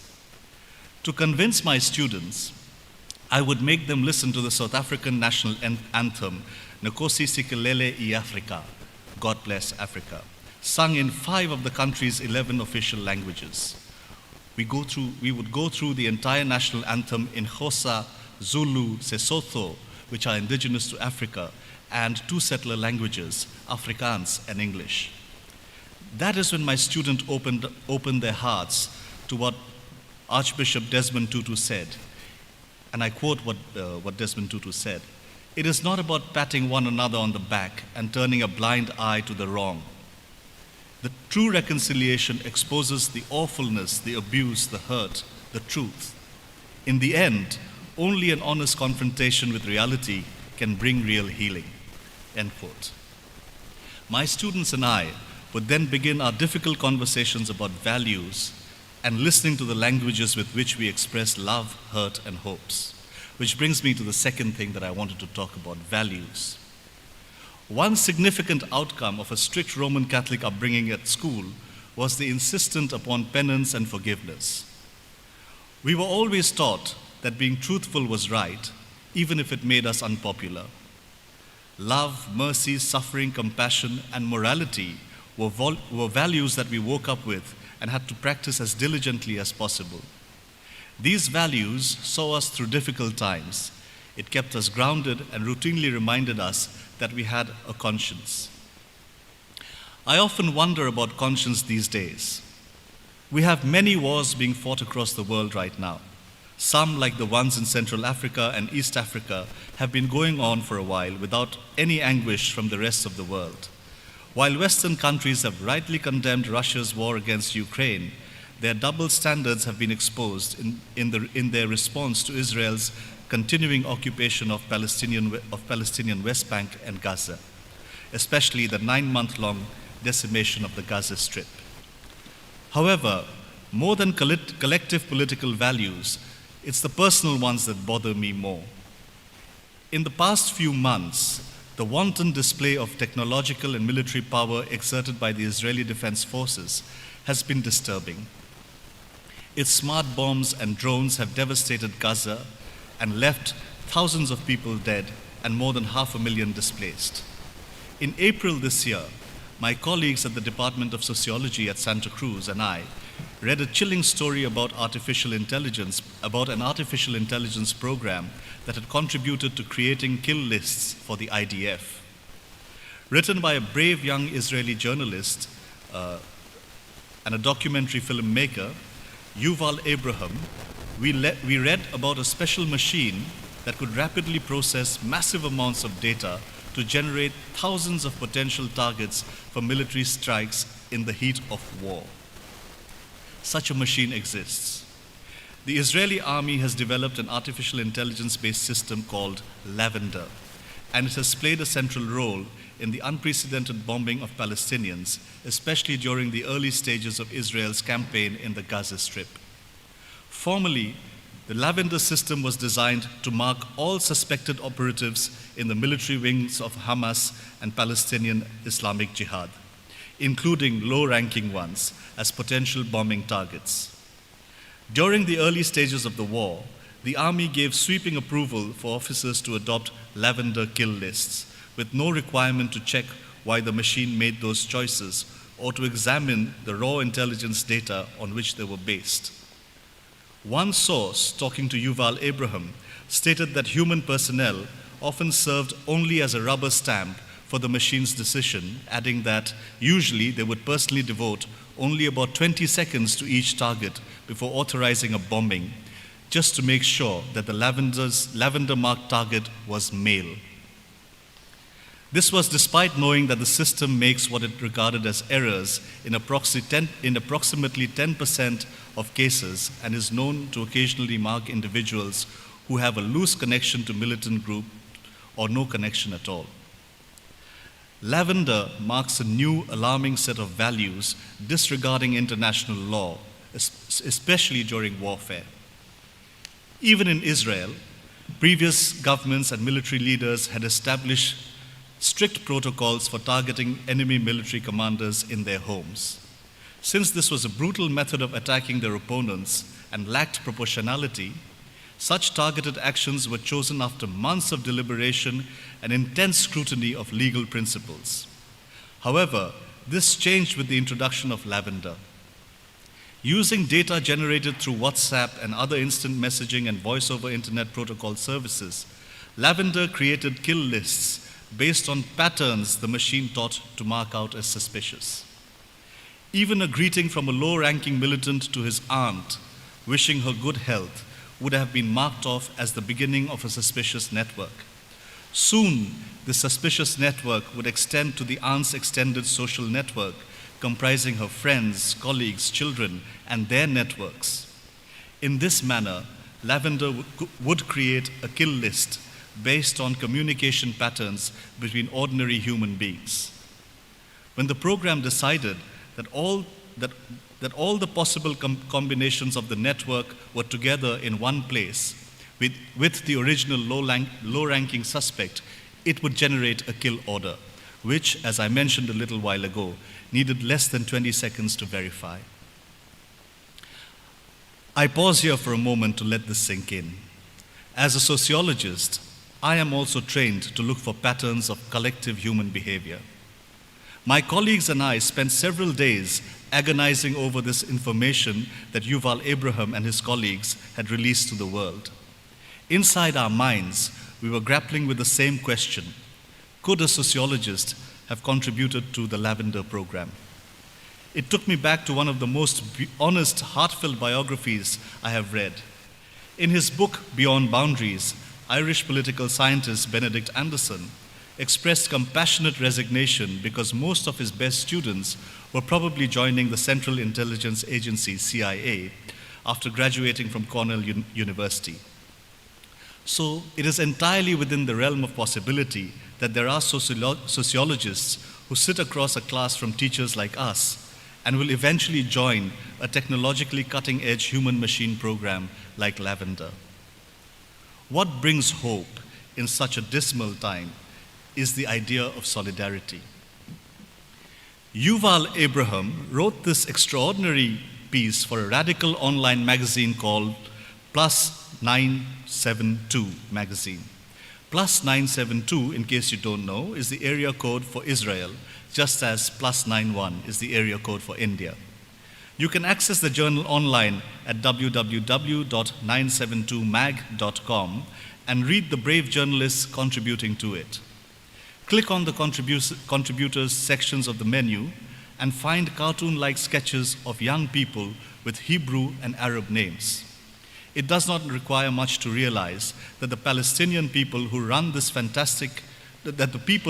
fantastic online magazine are young Israelis and Palestinians. Just like the brave South African anti-apartheid activists before them, they see a shared future for both communities with refreshingly bold clarity. This, for me, is the example of solidarity across ethnic divides. It is glued with a shared idea of ethics, values, and respect for human differences across culture and languages. As my colleagues and I agonized about our students potentially becoming part of an oppressive war machine, the young people on our campus at Santa Cruz began their protests. The undergraduate students pitched their tents at what constitutes the main center of our campus. They set up their temporary homes between wooden buildings built in the 1970s and the main store. They called it their encampment, and within 24 hours, they were joined by members of the Students for Justice in Palestine. A few hours later, more students joined them. 48 hours later, as I was coming out of a lecture, I saw 4 masked indigenous women talking to the students in Spanish. My student Justin looked at them and waved a clenched fist and said to me, "The Zapatistas are here." 4 days after the encampment started, the campus and the entire university were delirious. Someone had seen Angela Davis on campus, and everyone wondered if she would speak at the encampment. That afternoon, my undergraduate class asked to be excused because they wanted to hear Angela Davis speak. I gladly agreed because I wanted to listen to her too.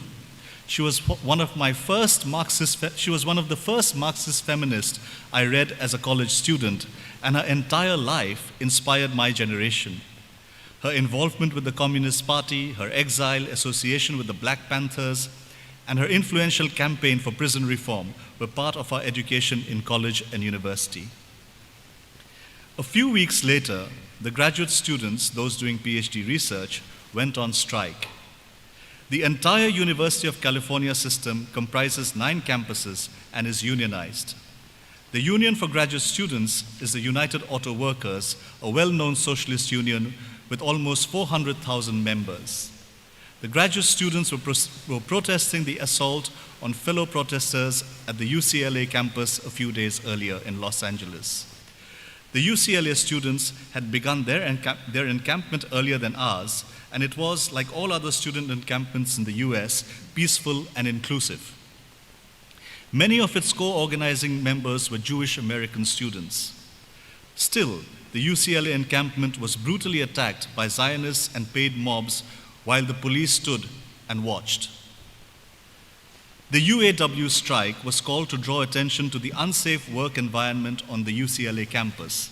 That is why our students, located several hundreds away from Los Angeles, stood up in solidarity. My colleagues and I had jumped the gun regarding our worries about what the students were learning in class. The young could express solidarity with the oppressed, and I think they learned some of this in our classroom. Indulge me one last memory of solidarity across time and space.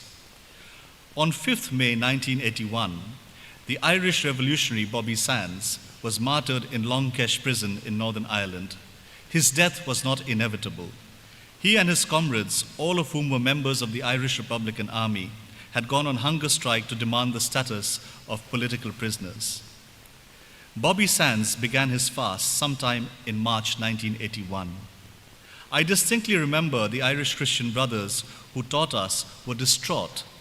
They asked us to pray for strength and courage for Bobby and his comrades. Alas, that was not to be. The British Prime Minister, Mrs. Margaret Thatcher, refused to grant the IRA prisoners their demands, and Bobby refused to end his hunger strike. For me, it was the earliest act of solidarity that I can remember. It was not forced, nor was it difficult. How could one not feel the passion of a young man who wanted dignity and freedom for his people? Before he died, Bobby Sands wrote this one line, and I quote, "Our revenge will be the laughter of our children," unquote. I would like to end here with the role of institutions. Let me conclude here with the role of institutions in nurturing an environment of multiculturalism built through the imparting of values. Most institutions encourage some degree of multiculturalism, even though we are going backwards on this count in India. However, institutions that impart education only sometimes encourage revolutionary ideas. They prefer stability and order, almost tilting towards the status quo. Our school, St. Edmund's, was better known for the number of bureaucrats, politicians, and businessmen that went through its classrooms. No one remembers the names of those who sought reform and change. Despite all its radical intentions, even my California university eventually called the police to clear out the encampment against the wishes of faculty and students. I understand why they cannot call for the overthrow of oppression and oppressive systems. It has to do with the safe space that it provides for those who can think differently. As students graduate from these institutions, they become stalwarts of industry or entrepreneurs and become aware of a world of inequality and injustice around them. Institutions, therefore, are the safe spaces that allow for these differences of experience and intent. Looking around me, I am reassured that Patkai Christian College has offered a safe and nurturing space for several generations of scholars who have passed through its gates. It lives up to the name my ancestors were supposed to have given to the hilly mountain passes they crossed to come to our land. It prepares the young for a problematic world. May it grow and its graduates find their calling with grace and dignity. Thank you very much.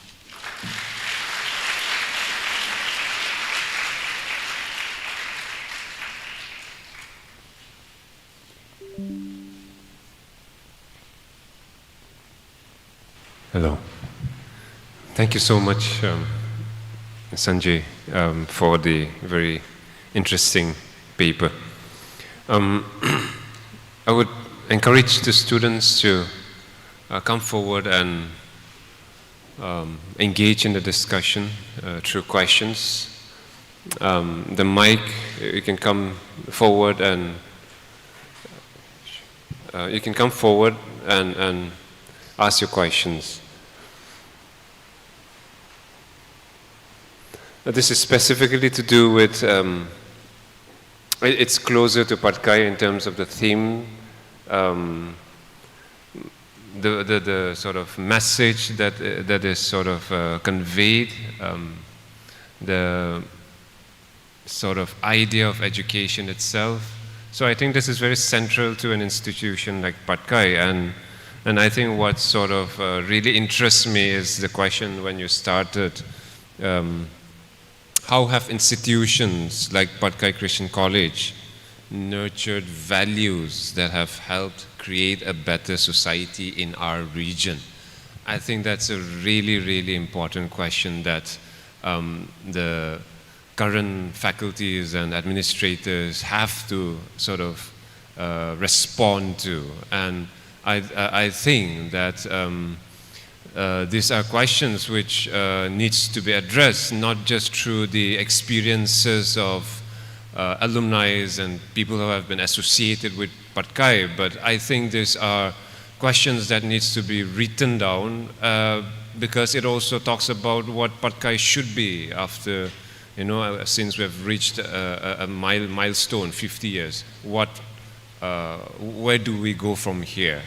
So I think that that's a very, very important question, because I think the danger is that we may sort of settle to, continue maintaining certain status quo even in the institution, and not really think about the values that you have discussed, that you have shared. So what is education? I think that's one of the most important thing, and I would like to sort of, since nobody is coming forward, like I would like to ask you some questions. Like you have sort of, I really like the way you sort of had sort of navigated the themes that you were discussing, and I think it's sort of the ease with which you sort of brought out the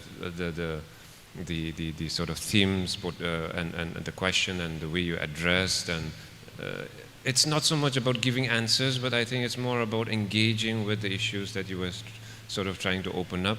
How do you look at sort of education in the current context with NEP coming in? A lot of it emphasizes skills, but here you have not used a single word term skill. You're emphasizing on values. So how has education shifted from, what educators think that education should be, and how administrators sort of are directing what education should be? Can you just give some thoughts on that? Thank you. That's really a very deep question that requires a lot of reflection. But I think one of the things that we need to remember is that institutions like the ones that we are part of here, universities, they are quite old. They've survived more than 400 years. You're 50 years, but you follow a structure that began after the Reformation in Europe and has continued from that time. So in a sense, they are meant to impart certain universal values. And overnight, we are being asked to transform these institutions that give us universal values to becoming ones that manufacture skill-oriented people. I think skills are important, but in the larger scheme of things, they're not as important as the values that you pick up. So, for instance,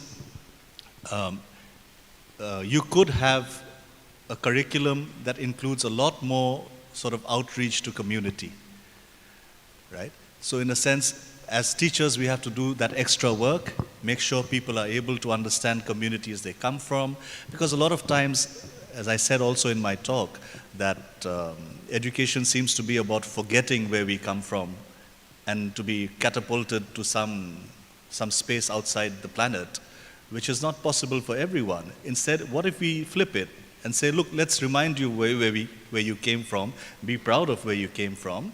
And a little while ago, I remember someone asking Dolly the question about what does the state do? Is the state always modernizing? The state will always give us the dreams that it thinks we should follow, right?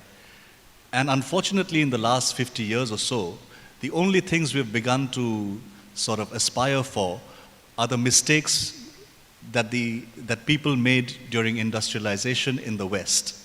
So unless and until we sort of pollute our rivers, unless and until we sort of cut down every last forest, we are not developed enough. That's the sort of message that we are getting, right?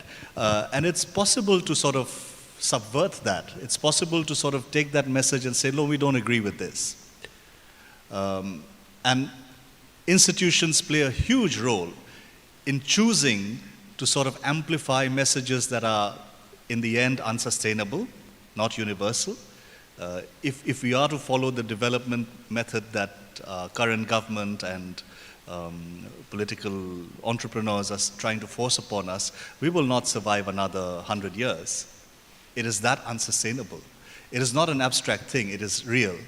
The inequalities will grow, our ecology will be shattered. So what does an institution do at a time like this? I think it's great to understand that we can subvert it, and we don't have to subvert it by revolutionary ideas. We have to subvert it by compassion and by making an effort to teach differently. Let me just end here with one example. a very dear friend of mine who's a great economist, Professor Xonzoi, who used to teach at the Delhi School of Economics and now is in Jharkhand. Xonzoi would take students every summer, take students from all over Delhi University. They would all register, and for 30 days, they would go to a village somewhere in Jharkhand or Bihar and work to create a ground-up database of what villages need. In summer, school will be closed, so all of these people all the 30 or 35 boys and girls would stay in the village school. They would do their baseline study, and they would study economics from being with people. And not all 30 of them, 35 of them would become revolutionaries or reformers like Jean himself, but they would be much more thoughtful. They would be much more sort of sorted, and they would, as they graduated, they would never forget that experience that they had. So I think we need to do things like that with education. Thank you so much for that response. There's one there, Moa. I think he has a question, and after that we can come here. Sanjay, thank you so much for the powerful lecture. I just have two questions, which one related to multiculturalism and the second to academic freedom. The first question is that, how do we contextualize or envisage a multiculturalism in a society insecure as Naga society? I'm asking this in the context of, for example, during the recent election to the urban local bodies, the Apex student organization in Nagaland came up with a directive, saying that non-local shouldn't be allowed as nominees in the civic body. So that's the question: how do we balance our insecurity with our need for multiculturalism? I am also asking this in the context of how multicultural societies, like in Europe, has been facing a lot of right-wing resurgence, challenging the very idea of solidarity and multiculturalism. My second question is, in the context of academic freedom, if we look in the context of Nagaland, it's my own view, okay, but my view is that, how can you engender academic freedom when all the colleges, or most of the colleges, maybe Batkai is an exception, are treated like, all the faculties are treated like students. They are sort of controlled by different rules and regulation, which is akin to something that exists in schools and other institutions. And at the same time, you will never see any faculty members or college teachers writing or exercising their expression on various issues in the public domain. Like, for example, as a media person, in the past one decade, I have seen that none of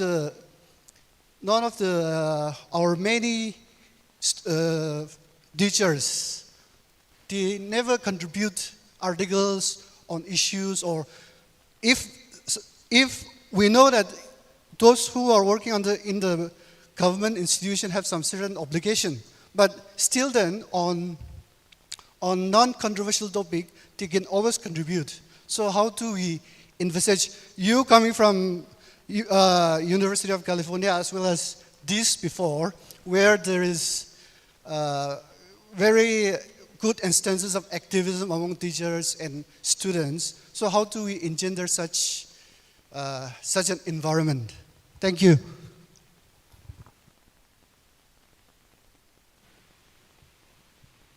Can you kindly give the mic to this second bench here?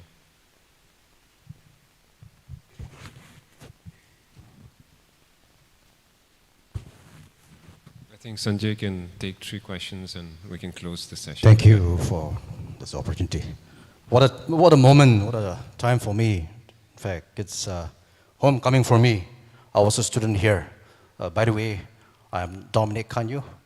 I serve as a principal in one of the private colleges here in Dimapur. Sir, Barbora, I have so many questions, but let me just end it with 2 comments. One, with respect to India, and another with respect to international relations, especially the Middle East crisis. In the case of India, multiculturalism, the idea permeates, in fact, it's protected by the constitution. It runs through articles or preamble, fundamental rights, directive principle of state policy. On paper, it looks perfect. On the ground today, sir, as you analyze our region, India as a whole, is it ideal? Is it doing well? Where have we gone wrong? I want you to address that one. Is it because of education? Is it because of the powers that be? Next is America and the Middle East. The most powerful country or nation in the world today, sir. I think you mentioned about this, Palestine, the issue you have raised, the horrendous nature of the bombing campaign. But is it possible without Americans? Is it possible without the support of the Americans? I'm just wondering, the best philosophers, the best mind, the best preachers, the most powerful nation, the best resources they have. And then they come up short. As we speak now, the American might, the F-22 Raptors, the destroyers, US aircraft carrier, they're already in the Middle East. Maybe it's a way of deterrence. Maybe it's trying to contain Iran. Maybe. I have so many questions. Now, one question is, where is it? Has it gone wrong? Is it possible to undo this one? Is it possible to entangle the umbilical cord between America and Israel? Thank you.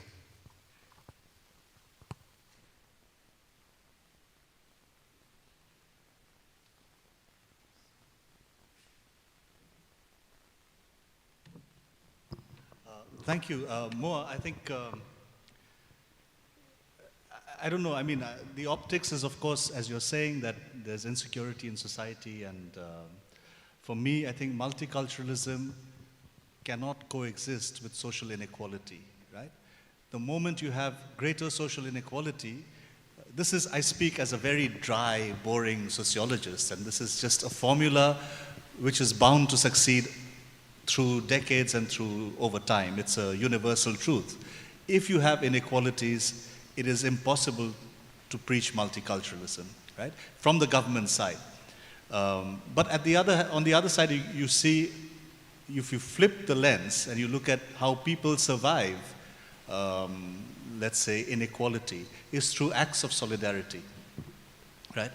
As inequality increases in our societies, all of you here will understand this. As we find it difficult, those of us who are earning salaries, we find it at the end of the month, you really want that paycheck to come because things are getting more and more expensive, right? So for a lot of people in India, for a small population in India, it doesn't matter how expensive things are. They don't mind, but the rest of us do. And at times like this, it is very difficult for us to sort of think of any other way to survive except through helping one another. In our own personal experiences, we would know of lending money to family, friends, and others and not getting it back. These are not particular stories of one family. This is a universal story in every place where you see social inequality. So it's very difficult in places like this, where governments encourage inequality, for them to turn around and say we have to be multicultural as well. So I think, in a sense, both these struggles go together, if you want to be multicultural, you have to always fight against social inequality. And that is why Europe, the example that you gave of Europe, is a very good example, because in the last 70 years, or in the last 50 years, Europe's progressive taxation has reduced. Europe has tried to become more like America, and it's paying its price right now. The welfare state is gone in Europe. It's under a lot of threat, and that is why there's a lot of resurgence of right-wing racist politics there. With regard to academic freedom, as an outstanding member of the media, I think you should encourage at some point people to, I think, again,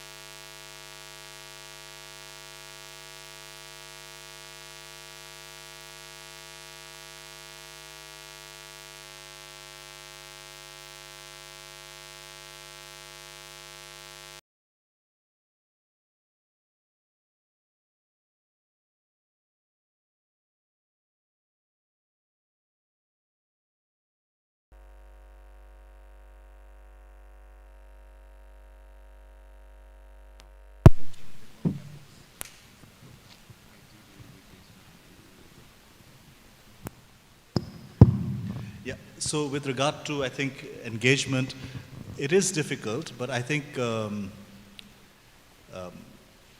somewhere we have to create spaces. I think it's mainly during times of crisis when you see people coming out of these silos that we have been sort of asked to occupy, the academic one, the media one, the research one. I think it's during times of crisis when it's most important to break them. One way of doing this, and speaking from my experience at the Tata Institute of Social Sciences, one way of breaking, and also at the University of California at Santa Cruz, one way of breaking this is to make sure that there is an organic sort of connection between the classroom and the community, right? So in that sense, if that organic connection is there, it'll extend to the media. I think the media also, we have to now recognize, has changed quite a lot, with social media becoming omnipresent in people's lives. Legacy media is becoming more and more neglected. So somehow we need to bring people back. That's why I say radio is one way to do it, but we'll talk about that later. And Dominic, to your questions, where I think these are really international relations questions. I'm probably not competent to answer them. But in the few months that I've been in the United States, I have not met one person who agrees with their government's point of view. Not one. So in a sense, the reality is this, that the government of the United States has made a mess in West Asia. And that mess is something that different generations of people are opposed to, especially students. I think in America now, the big thing is that students refuse to abide by these policies of their governments. And one of the demands that they're making in the universities is that universities have a lot of money, and they are insistent that this money should not go for war efforts. So young people, like they did in the 1970s, are now coming up to say that this is not possible anymore. Whether it will change the political culture in the United States is still early to tell, but these are good signs. I think it will change with this kind of engagement. And we go wrong in India. I could fill up an entire thesis on this, but one of the things that we should talk about in India is that you see, in the last, since I think 1997, I use 1997 as a cutoff year because first it was the first ceasefire, meaningful ceasefire between the government of India and the Naga national organizations. For us in the Northeast, this strange word called development has become like a regular sort of, what is that medicine you use when you're ill? Paracetamol for everything, right? It's a painkiller, paracetamol, it's everything. So in the last 30 years or so, 25, 30 years, we've had people who've told us that our problem is there's not enough development, and then the answer to that has been, let's develop. And to do that, I think what has happened, partly Dolly showed you that, is the erasure of, the complete erasure of local history, local languages, and local cultures. And so I think if we push back hard enough, we will be able to turn the tide. One last thing. Our politicians can sometimes border on the absurd. Last week, there was huge waterlogging in Guwahati. There was a lot of rain, there was water, people were stranded for overnight, children couldn't go back home, they were in the school buses, I was also stuck for 6 hours. And our urban development minister said, but that water, he said, is not Guwahati water. Guwahati water is dark in color. This is water from Meghalaya. It is red. So suddenly he gave water an agency that only, only someone who's a shaman or someone who's, who belongs to that other world can give it. So you can even politicize the flow of water. And that is not a good future. Thank you.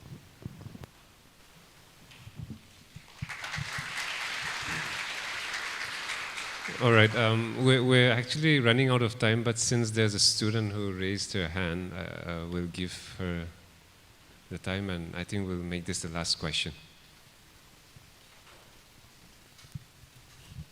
Hello, I'm really sorry for the trouble, but I have this question lingering in me for a very long time, so I just wanted to raise this.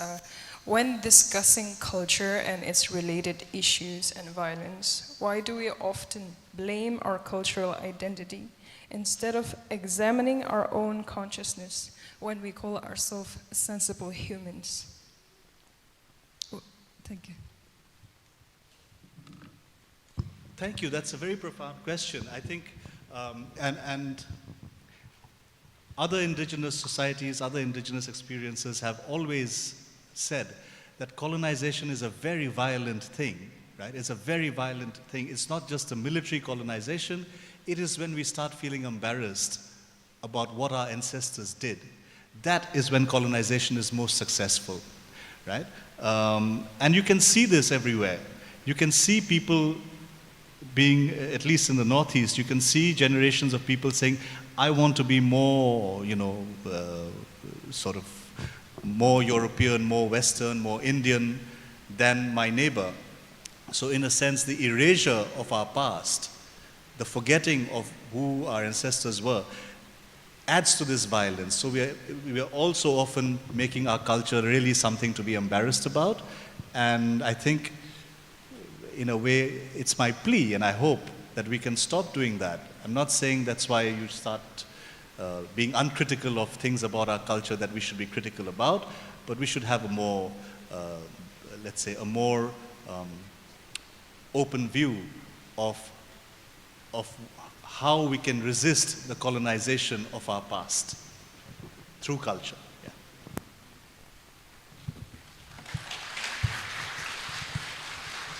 Thank you so much, Sanjay. At this moment, I would like to thank the Golden Jubilee Committee for giving me the opportunity to moderate the first 2 sessions. And also, really thank you for organizing this seminar.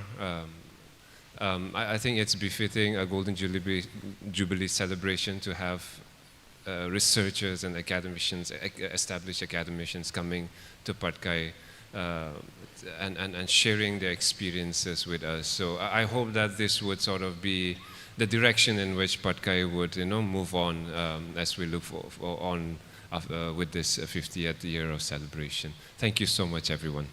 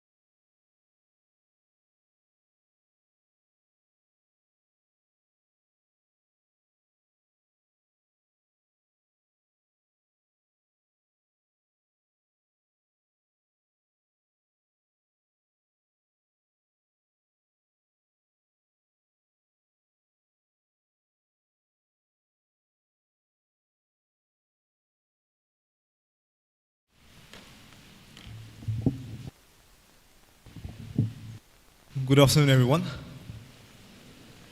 Welcome to the third and the final session for this talk series. Before we proceed, shall we all rise once? Kindly stretch yourself. Prepare for the last 1 hour, all right? You can stretch yourself. Okay, kindly be seated. I hope that was refreshing for all of us. Good afternoon once again, respected principal, our resource persons, organizing committee, faculties, invitees from neighboring colleges, institutions, and Patkai family. I am Dr. Sindhi, faculty from the Department of Zoology, and I'll be the moderator for this last session. We have already experienced 2 very enlightening sessions, and we have one more to close this series of talk on the topic Artificial Intelligence in Action, from Canvas to Commerce to Cosmos. I believe this session will be the icing on the cake for this wonderful talk series. A wonderful introduction of our resource person has already been mentioned by our Sir, Dr. Sashi, so let me not mention about the introduction of our resource person, but a brief blueprint of what our resource person, Sir Hamish, will be dwelling with in this afternoon session. Our speaker, he will be dealing with Introduction to Artificial Intelligence, which has already been opened up by our former speaker, Sir, and he will be continuing with history, working of artificial intelligence, and finally, its application in the field of arts, science, commerce, and cosmos. I believe we are now all familiar with how the session will proceed. Half an hour is allotted to our speaker, after which time will be open for question hour. I see students from different institutions. We would love to hear from you, from the Patkai community, faculties, and from the organizing committee and everyone present. Time will be open. So without further delay, I will hand over time to our resource person, Sir, after which, after he ends his presentation, time will be open for question hour. Sir, please take your time.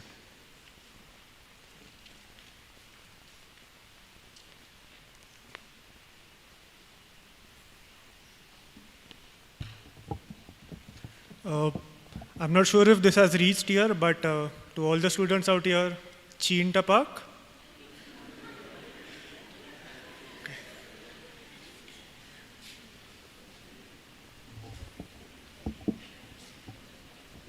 So I live 2,500 kilometers away from here, right? But still this nonsense trend has affected me and you all equally. How does this happen?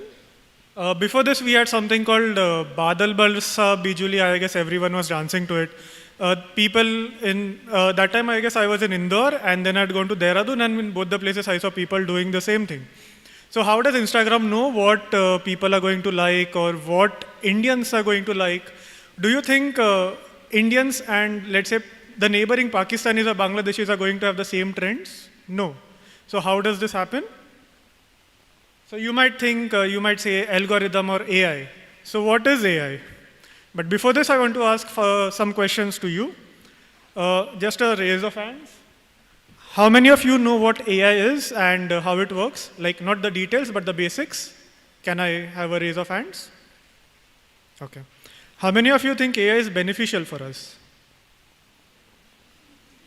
And how many of you think AI is dangerous? Okay, the last question is, and whoever raises their hand and whoever does not raise their hand, I want you to remember your choice, okay? How many of you think AI is useful to you in your career? Okay, so let's say I can see around 15 hands. By the end of the session, I'm sure I'll have all hands up. So we start with what is AI? So AI has two words, artificial and intelligence. So artificial is basically something that is not human, okay? Something that is created. Even what a dog or an animal thinks is intelligence, it is not artificial. Next is intelligence. What is intelligence? Intelligence is the ability to capture information or capture data and convert it into information. What is data? Data is something like, let's say the temperature is 27 degrees Celsius. Information is, it is ambient. Data is, the temperature is minus 10 degrees Celsius. Information is, it is cold. So information is something that comes out of data and something that we can use. So artificial intelligence is the ability of a machine to capture data, convert it into intelligence. Okay? Now let's see how it all began. So I always like to say that war is the birthplace of invention. Many of the inventions that you see are either made for wars or for space. Like the safety pin that you use was something that was made because of space technology. So it's all started with 1943 when the Britishers, they wanted to break the Enigma codes of the Nazis. The way the Nazis were communicating with each other, they wanted something to, quickly decode that. That's how computing began. 7 years later, there was something called the Turing test. So this was made by Alan Turing. He was the mastermind behind breaking Nazis, like the scientist who defeated Nazis. So the Turing test basically tells if the computer can think like a human or not. Okay? 6 years later, we had something called the Dartmouth Conference. Now this you can call the Bethlehem of artificial intelligence. The word artificial intelligence began there. 4 years later, General Motors introduced Ultimate. This was the first industrial robot. In 1966, we had Shaky. So what Shaky would do is, let's say I tell somebody, buy me a bag of rice. Shaky would break it down into, go to the market, buy a bag of rice, pay for it, bring it to Patkai. So it could basically decode the information it's getting. Then in 1972, we had Prolog, the language of AI. And then we had something called AI winter. So AI winter happened because the funding to these things went down. So now what happened is private institutions did continue their work until around 1980 when we had expert systems that could mimic the way humans take decisions. Then what happened is in okay, I think we need to change.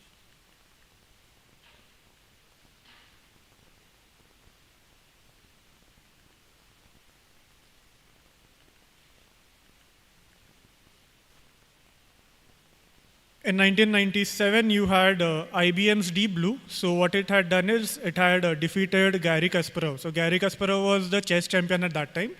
And that was a pretty shocking thing that had happened. Then in 2006, we had Deep Belief Network. So what this did is it revived interest in AI. In 2009, we had something called ImageNet that had come in. So yeah, the numbers are missing. Anyway, that's fine.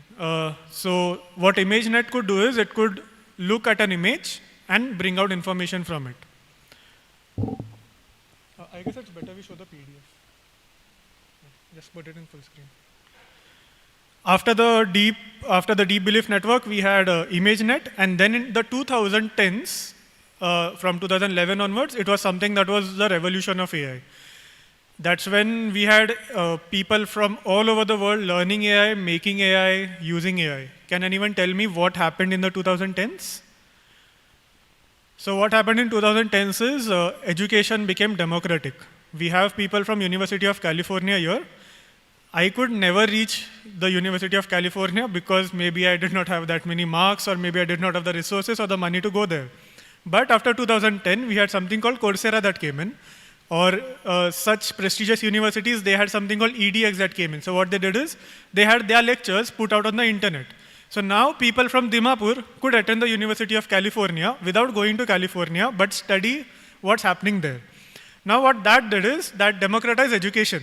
So everybody could learn the latest technologies and work on it. And then things happened very fast. Then in 2011, we had IBM's Watson defeating humans in Jeopardy. So Jeopardy is a game where you get an answer and you have to ask questions that would match that answer. In 2014, we had Google's DeepMind's AlphaGo, which defeated Go player. So Go is a game like chess. In 2018, we had something that not many would know, but it was GPT-2 was launched. In 2020, GPT-3 had come. We had started using GPT that time, and we were pretty amazed on the crazy thing that it is. In 2022, we had ChatGPT that came out. I guess everybody knows about it. In 2024, we have Patkai hosting a session on AI. And I believe in 2030, we have people from Patkai leading AI projects all over the world. Can I have something on the screen? It's important now. Where did you all run? Just open the presentation. Can I have the presentation? The system isn't working?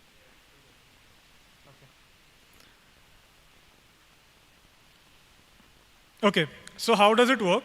So before I have some maths on the screen, I'll tell you a story. So I have 2 nephews and a niece, and I have understood how machines learn more because of them than because of books. Okay, great. Can you put it in full screen? Full screen. Just a second.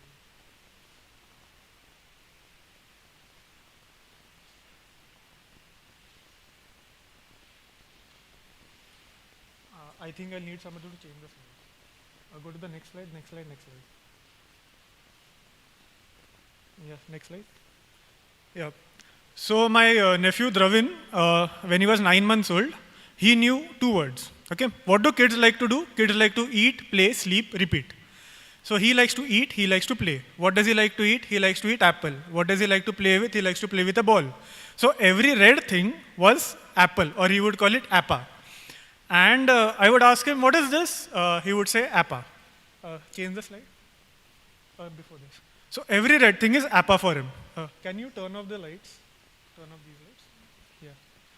So every red thing is appa for him. So a red dye is an appa. A red flower is an appa. A red, the Coca-Cola's cap is appa. So every red thing is appa for him.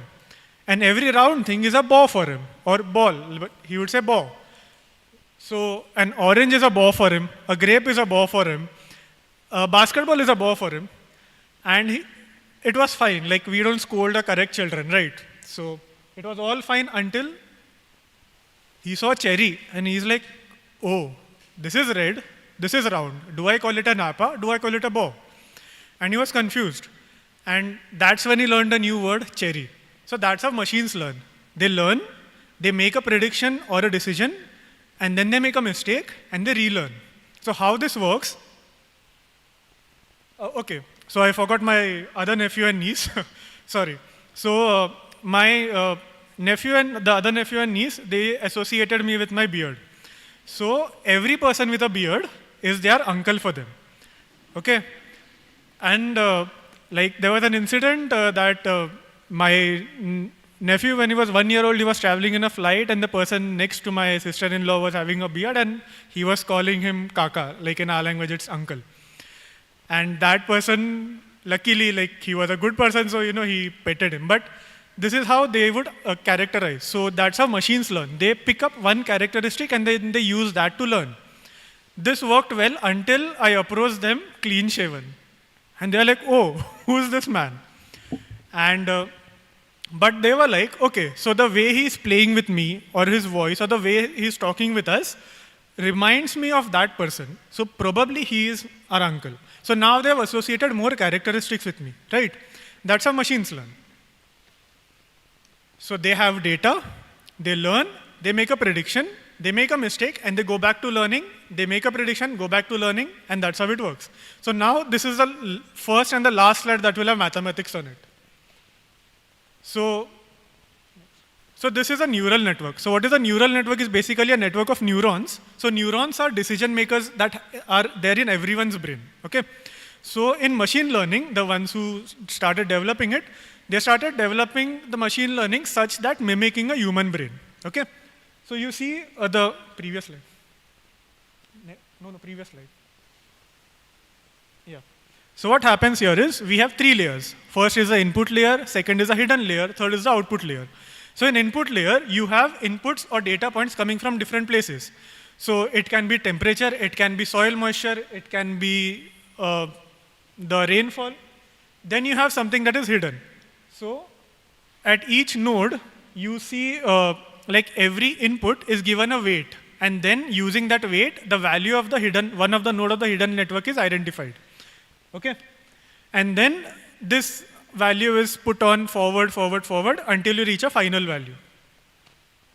Now when you reach a final value, you see in the first row, the prediction was 0.1, but the actual was 0.7, so it made a mistake. In the next one, it reduced that mistake. In the next one, it reduced that mistake. So now what happens is, we have something called back propagation. So the output tells the input or the network, hey, you made a mistake, you need to adjust yourself. And then this keeps on happening, okay? So this slide is how machine learning works. So now everybody here knows how AI works, okay?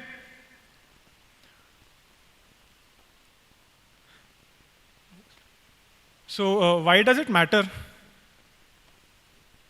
Oh, sorry for the colors. But yeah, the first one has fire, the second one has wheel. These two, according, at least I believe, are the biggest inventions or the discoveries that humans have done.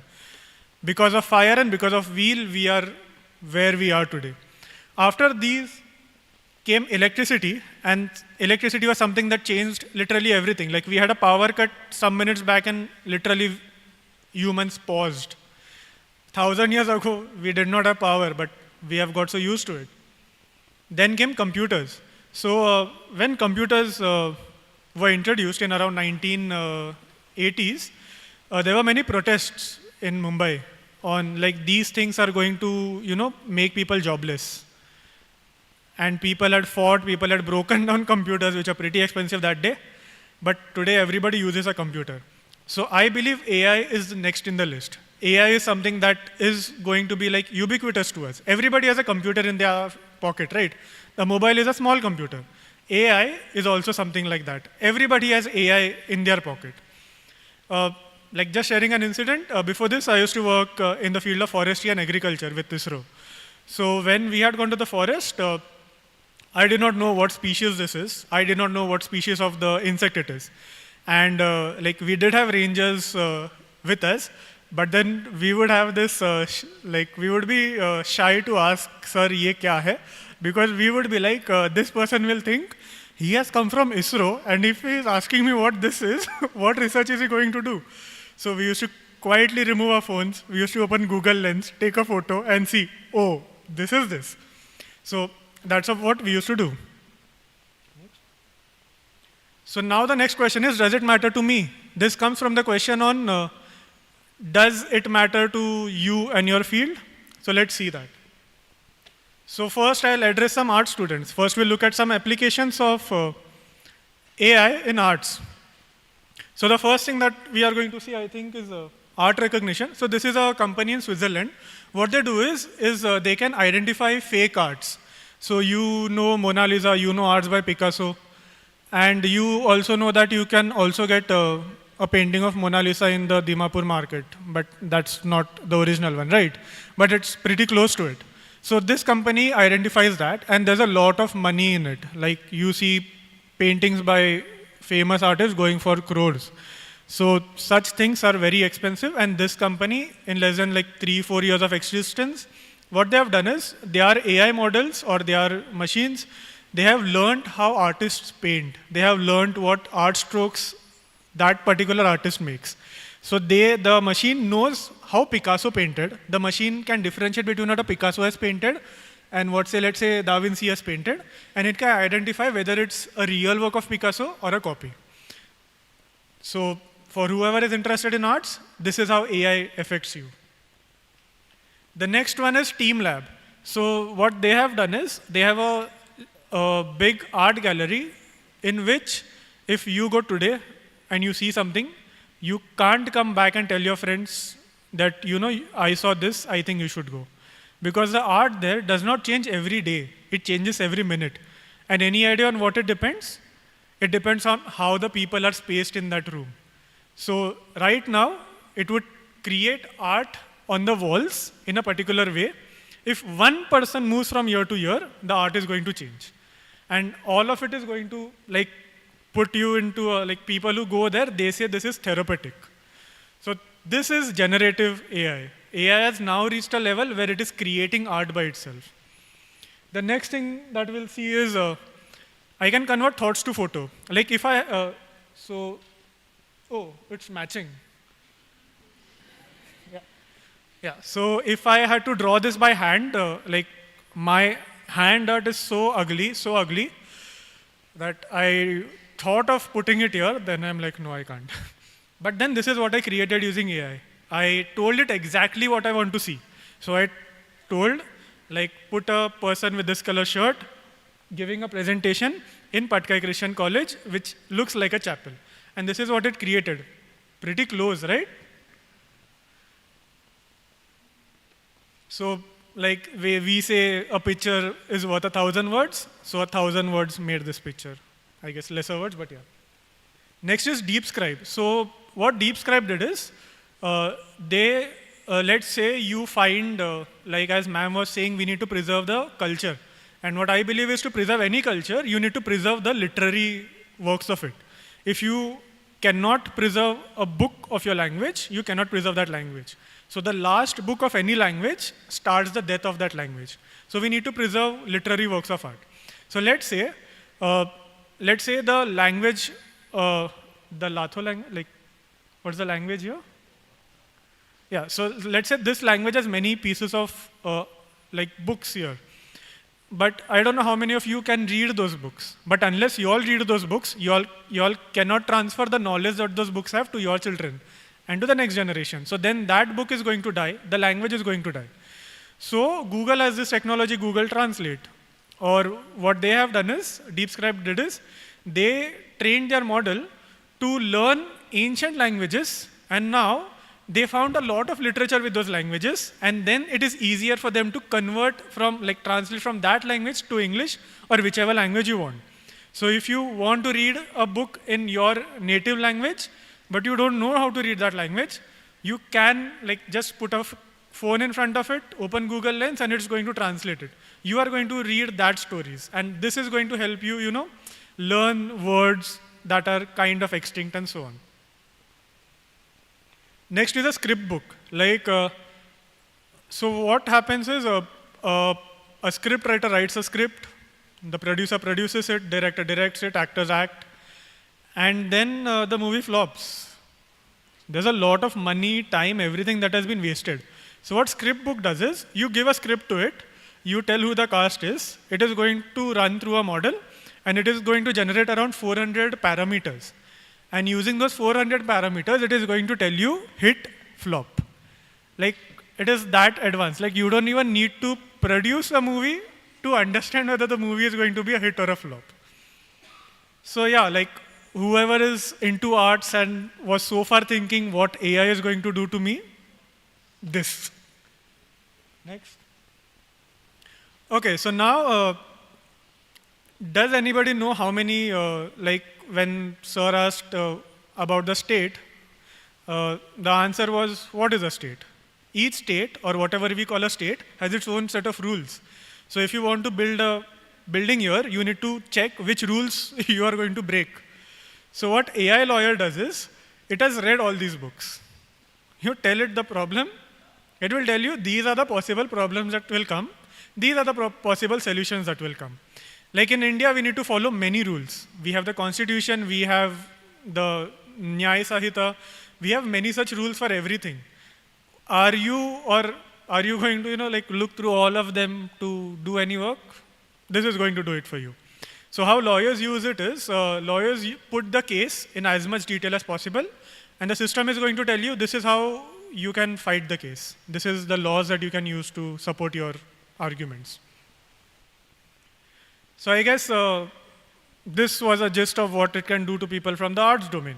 There was something that I forgot to mention is, like Dr. Yantan, he teaches international relations. So what happens in international relations and what happens in negotiations is, no country wants to hurt each other. So what they do is, they record these meetings, they look at the micro expressions, the smiles, the movement of the eyes, the words that they've used, and they run it through a sentiment analysis. So what sentiment analysis tells you, is this person saying the truth? Did I hurt this person? What word hurt this person? What clause hurt this person? And that is going to help me understand how do I deal with this country, or how do I deal with this party or this person going further. This is what AI is doing for you. Next, we go to something in the commerce domain. So this is a project that I had worked on around 2017-18, I guess. So I had a client who came and told me, like, we have a lot of forms and we need somebody to, put them in a database. So do you have data entry operators? So I told him I do have data entry operators. I have 20 data entry operators and they would cost this much per hour.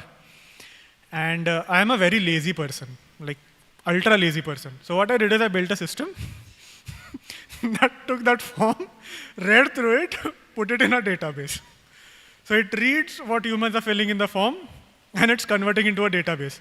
So gone are the days when you had a person looking at your form, oh, this Y-A-N-T-H-A-N, like it's like the system is going to read it and just put it. And everybody can do it, like Google has their API to do it. So like, can anybody think of an application for Patkai? We have admission seasons going on, we have thousands of applications coming in. This can work there. Next is agriculture. Like, this is something that I worked on and I was awarded by the Ministry of Agriculture in May. So how did this come here? Okay, this comes here because, so what we did is from satellite images, we can identify which crop is growing, what is the health of that crop, whether that crop is going to fall sick in the next 2 weeks, when to harvest that crop, how much yield is going to come, and so on. Where is this used? This is used by insurance agencies. You have this Pradhan Mantri Fasal Bima Yojana. So when we used to go on field visits, and I used to go to talk to the farmers, many farmers would be hostile to me. You know why? Because they have told the government there was a flood and my crop is lost. But my system tells the government, no, it has not been lost. So this is where insurance agencies try to understand whether you really deserve that claim, whether you should be getting a claim, going further, how much premium to charge you. Let's say an insurance agency, they all work for profit, right? So they would like to give their insurance to people who are healthy, because if you are healthy, the chance of falling sick is less. And if the chance of falling sick is less, my chance of paying your hospital bills is less. So I'm going to save that money. So there are algorithms, like in Dubai, there is an app that rewards you for walking, because walking is related to good health. So what it does is, if you are walking, let's say 5,000 steps each day, if you're eating well, that means your chances of falling sick are lesser. So the insurance agency is going to come after you, please take my insurance, please take my insurance. You give it to a sick person, or you tell an insurance agency, go and give insurance to a sick person, and they'll give you 1,000 reasons why not to do that. Next. Then the PayPal, MasterCard, they use these AI technologies to discover trends that are inconsistent. Let's say this person has a credit card, he is sitting in Dimapur, but he has transactions in Dehradun, Indore, Ahmedabad, Mumbai, all in the same day.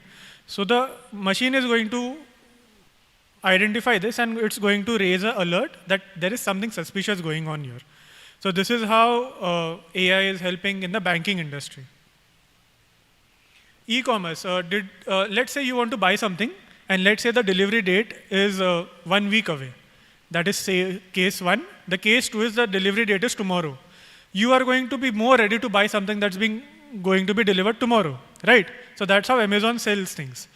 Amazon also has something like, they have plans that there'll be like an aircraft that is going to hover over Dimapur, and it is going to have things that Dimapur needs, so that if somebody wants it, it's going to be delivered same day.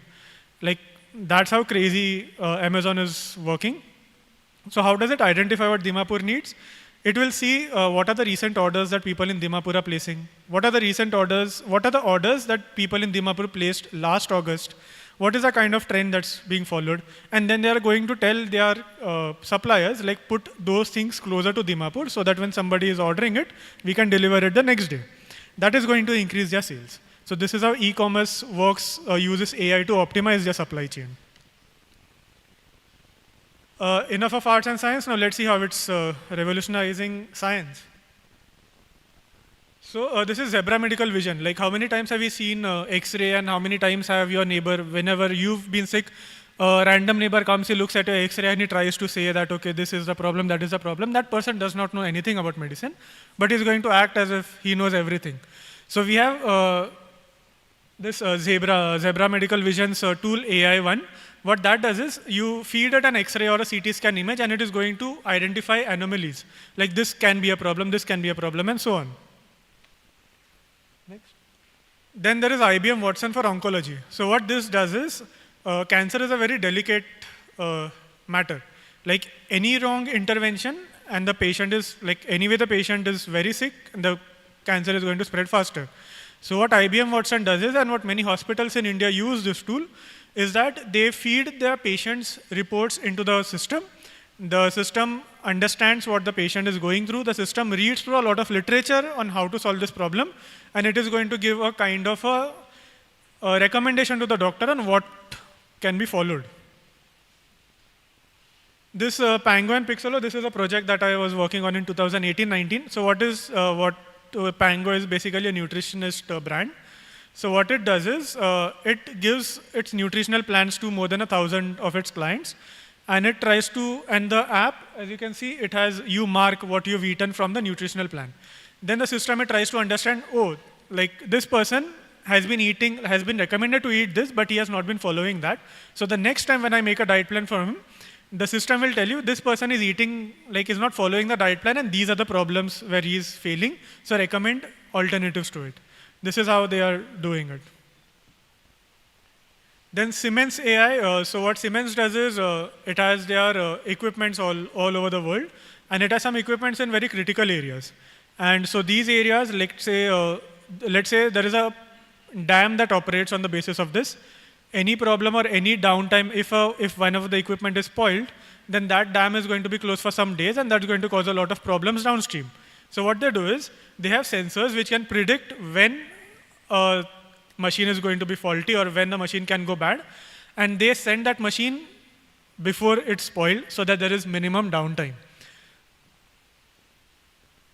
Next is Tesla self-drive. Like, you all must have seen videos of self-driving cars.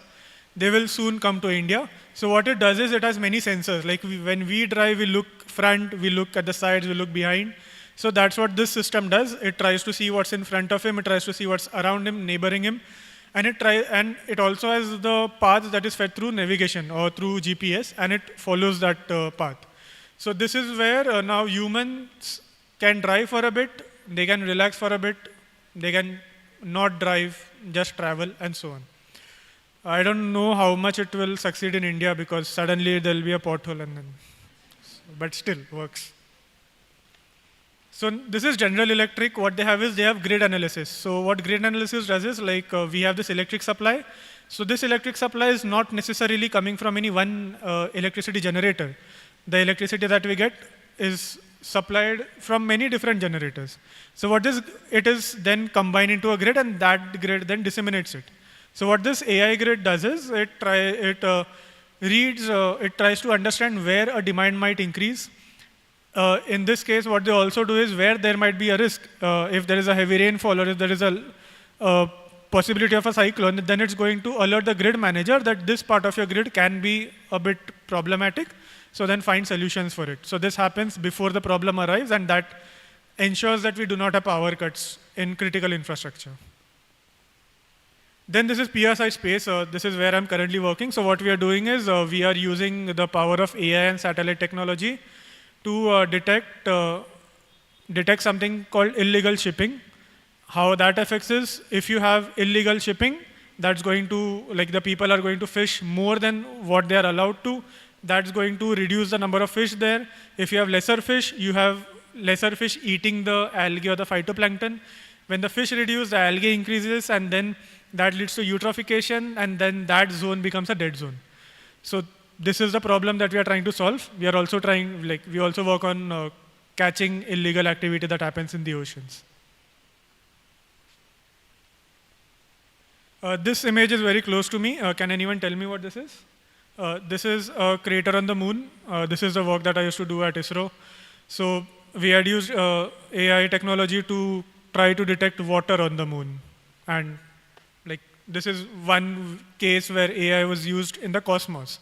We started with canvas, we moved to commerce, now we are into cosmos. This is the outer space. So Galaxy Zoo is an open collaborative project where we have scientists from all over the world, students from all over the world collaborating on this project. What we are trying to do is we are trying to identify galaxies millions of kilometers away. This is does anybody know what this is? This is Mars. The vehicle that you see is Perseverance, and that uses AI to navigate Mars. And we always know chatbots like Hey Siri, Hey Google, Alexa. I have this child's photo is that in the US there was an incident when a child's mother, she had collapsed, fainted, and he used Siri to contact 911 because it's a 4-year-old child. He does not know how to dial, but he knows how to talk to Siri. He told Siri to call 911. He explained the situation to them. Help arrived. His mother was saved. Next. How can we benefit from it? So what AI does is it can learn a lot of things. Like, let's say you can read 10 books in a month. AI can read 10,000 books in a month. It can identify patterns in that, and then using that patterns, you can take decisions, so you can make some predictions. So now, how many of you think that AI is relevant to your field? Right. So where do we begin now? So 3 steps. Think, talk, collaborate. Think about what? Think about the problem that you want to solve. So how to do that? First step is to research what is existing in your field of interest. Then try to find a problem that is existing in that. Think of an ideal solution where that problem does not exist. Okay? So now as domain experts, you know what the problem in your field is, and you know what the solution should look like. You have to find a way to reach that solution. Next step is talk. Talk to whom? Talk to the computer. So how can you learn how to talk to a computer? So you have many options. There is code.org, Khan Academy, Coursera. Google's Teachable Machine is something that everybody should look at. It is where you can train your own AI models knowing literally no code. You don't need to learn to code. You need to just use this machine. Now these things should be done by 2 different types of people. We have people from computer applications here. We have people from the IT here. So they should be focusing more on the talking part. And the people from other domains should be focusing more on the thinking part. And then comes the next step, where you collaborate. You collaborate with these people who know how to talk to a computer, because people who know to talk to a computer may not know what the problem is. Like, I fall in that category where I know to talk to a computer, but I don't know what the problem is. When I go to the forest, I have no idea what the forest is. And when I go to the agricultural field, like now I know a lot, but when I started, I had no idea how a soybean looks. 11 months down the line, I am awarded by the ministry for work on detecting soybean. So that's where people from the soybean field came and helped me. So that is how you should collaborate. How do we collaborate? Go back to it. So start a programming club or start an AI club in this college. And that AI club should have people from different fields, and they should talk, they should collaborate like, hey, this is the idea. The programmer will tell you, this is how we can approach it. You also have Google and Facebook supporting these activities. So there are Facebook developer circles, Google developer circles. I don't know how active they are in this region, but of course Patkai can be the leader of anything in the Northeast. That's what I know about Patkai. So start this, do this. And think of a solution. I also have a task for you. Patkai already has AI in the name. We just need to bring AI in the college. I have 2 tasks or 2 challenges for you. One is a 50-day challenge, one is a 500-day challenge. A 50-day challenge is to identify a problem that exists in your field and how AI can solve it. And it can be as utopian or as imaginary as, it can be as crazy as, when I started working on the moon, within the first month, I asked my boss, when can I go to the moon? It can be as crazy as that. So let's do that over the next 50 days, okay? In the next 500 days, that is, it comes to around 22nd December 2025, I guess. Let's start working on that idea that Patkai is solving a problem in the real world using AI. And do you think you have nobody to help you? There are many people to help you. You have people from University of California, that was one of my dream places. You have people from there who can connect you with people. You have me who can collaborate with many people and we can solve problems. Now I want to ask the same question that I started with. How many of you know how AI is or how it works? Many of you know now. How many of you think AI is beneficial for us?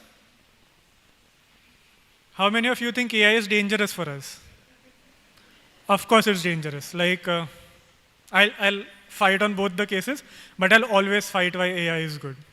Pro AI always. And how many of you now think AI is useful in your career? Now I see more hands, and that was the agenda of coming here. So I've traveled 2,500 kilometers to be here. I've shared things from my more than 8 years of experience. I spent around 22 hours preparing this slide deck. You have spent 1 hour listening to this random person coming and talking in front of you. Let us convert this into an investment. The challenges that I gave you, 50 days, 500 days, let's remember that. If any of you wants to start doing something in AI, if any one of you wants to, take Patkai into doing AI, you can reach out to me. My email ID is shared in the next slide. You can reach out to Dr. Yanthan. He'll connect. And this is something that I always say, if you do nothing, nothing will happen. So let's not do nothing. Let's do something. And I hope the purpose of me coming here to talk about AI, to kind of plant a seed of AI, that succeeds. So after 50 days, I want people to send me an email on this ID. This is my problem. This is a solution that I want to solve. And trust me, we'll work on it. Thank you.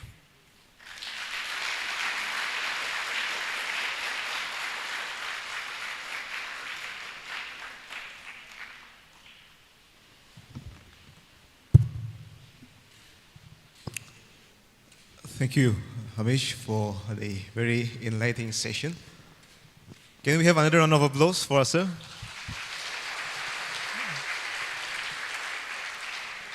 We are strictly adhering to the time, so we have 10 minutes for questions to be taken before I open the floor to the audience. Sir, I have one query before I open the time to the audience. Based on the understanding of how AI works, we have understood that they work on the available data, convert it to information and provide it to us. The pros and cons can be debated. A number of pros has been put forward. But on this understanding that artificial intelligence works on available data, I wanted to know what is your view on the effect of artificial intelligence on human creativity. So based on this data, what will be the effect of this on our human creativity?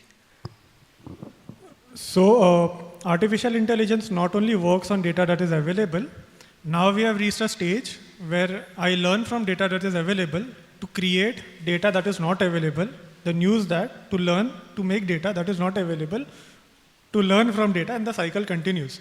So how that is going to affect creativity is, like you saw the image that I created, so it is going to enable disabled, artistically disabled people like me to create new data. But it also has its pros and cons, of course. And regarding it works on data that is available. There are also many cases where a machine was fed images of, like, let's say, criminals, and unfortunately, like, there was a disparity in the data that it was fed. So a lot of the database had criminals who were of the dark skin. And then that AI started thinking everybody who is a dark skin is a criminal. So there are risks to it. But that's where you need to make sure that your data is very good. Right, thank you. Questions from the audience? Time is open. You can kindly raise your hand. Right, one.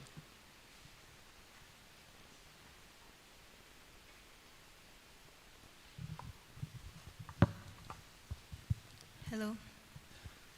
Okay, as an artist whose art has been stolen by AI, technically, recently I was on my Instagram feed and I came across an art which had been replicated and which replicated my art. So I went to the caption and noticed the hashtag AI. So I wanted to ask, like, would AI replace our job, and how do I fix this issue? Like, how do I tackle with this? So the question of whether AI is going to replace jobs is not just in the arts field, but in all fields.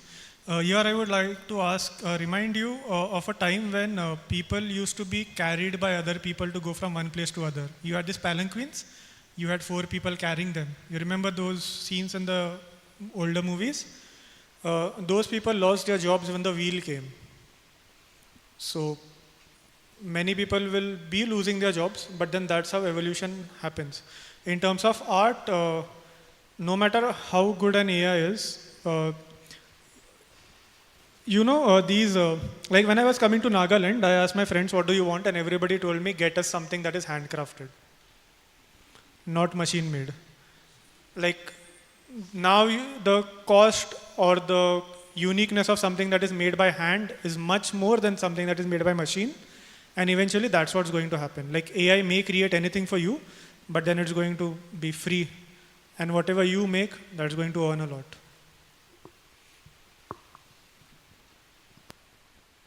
Do you have more questions?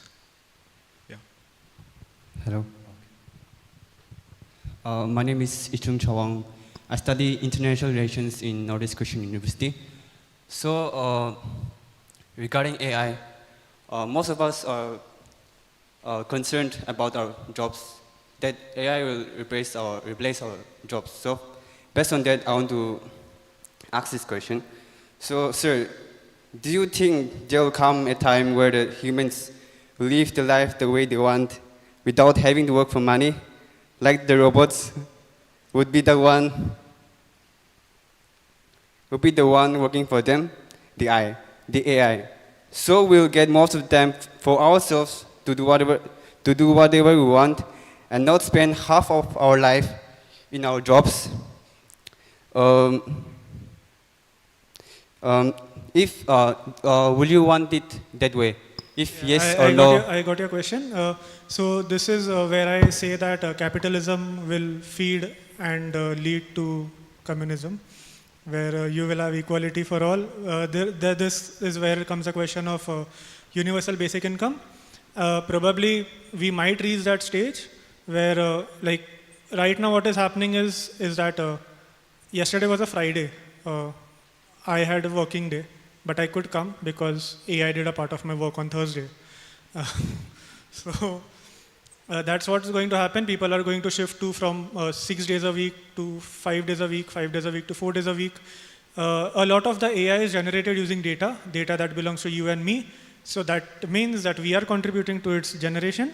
So it is going to lead, probably, that's what I wish, it's going to lead to a stage where people will work lesser, be more able to spend time with family and other such arts. So, and the question of replacing jobs, jobs are going to replace. I like to compare it to COVID. When COVID came, I guess I missed that slide in the presentation. There was a company who predicted that COVID will come, and the news article was published on 3rd March 2020. 3rd March 2020 is 20 days before India went under lockdown. 3rd March 2020 is 7 months before, like there was destruction all around. So when COVID was coming, initially we were like, it will not come to Dimapur. When it came to Dimapur, we were like, it will not come to my house. When it came to my neighborhood, I started wearing a mask, right? So we know that this is going to happen, and no matter how much we talk, like Sir spoke about the lavender program, that's a technology where drones are used to kill. But the same drone has been used last week in Wayanad to deliver food packets. So AI is going to come, or rather AI has come, that's why I have come here. AI is going to affect all of us. It's just like COVID did come, COVID did affect all of us, but we started wearing a mask. So the thing is, how do you adapt to it? How do you use it? Like I use AI as my intern.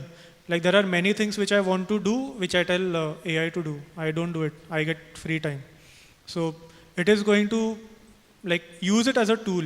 That's all I can say. Sir, I have one question. Can the mic give sound to us, sir? Sir Dominic.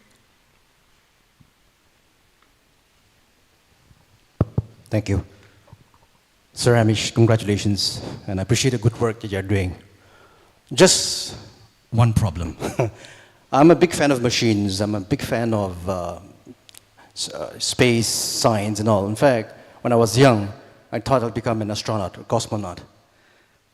Anyway, AI in the field of science or transportation, medicine, space, that's fine. All, I appreciate it. We welcome that one, except that Sir has mentioned creativity. That is where I have some reservation. I don't know about you. Just take the example of multiculturalism. Ask the student to write an essay on multiculturalism. Student A, student B. A had relied on AI. B, original. Which one would come perfect? Definitely A. But he had made no effort on himself to do that.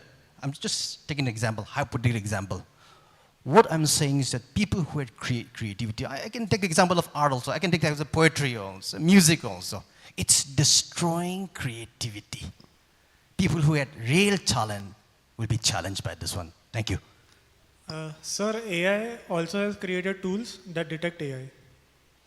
So if a student has written something using AI, you tell it to AI, AI will tell you this is AI written or this is human written.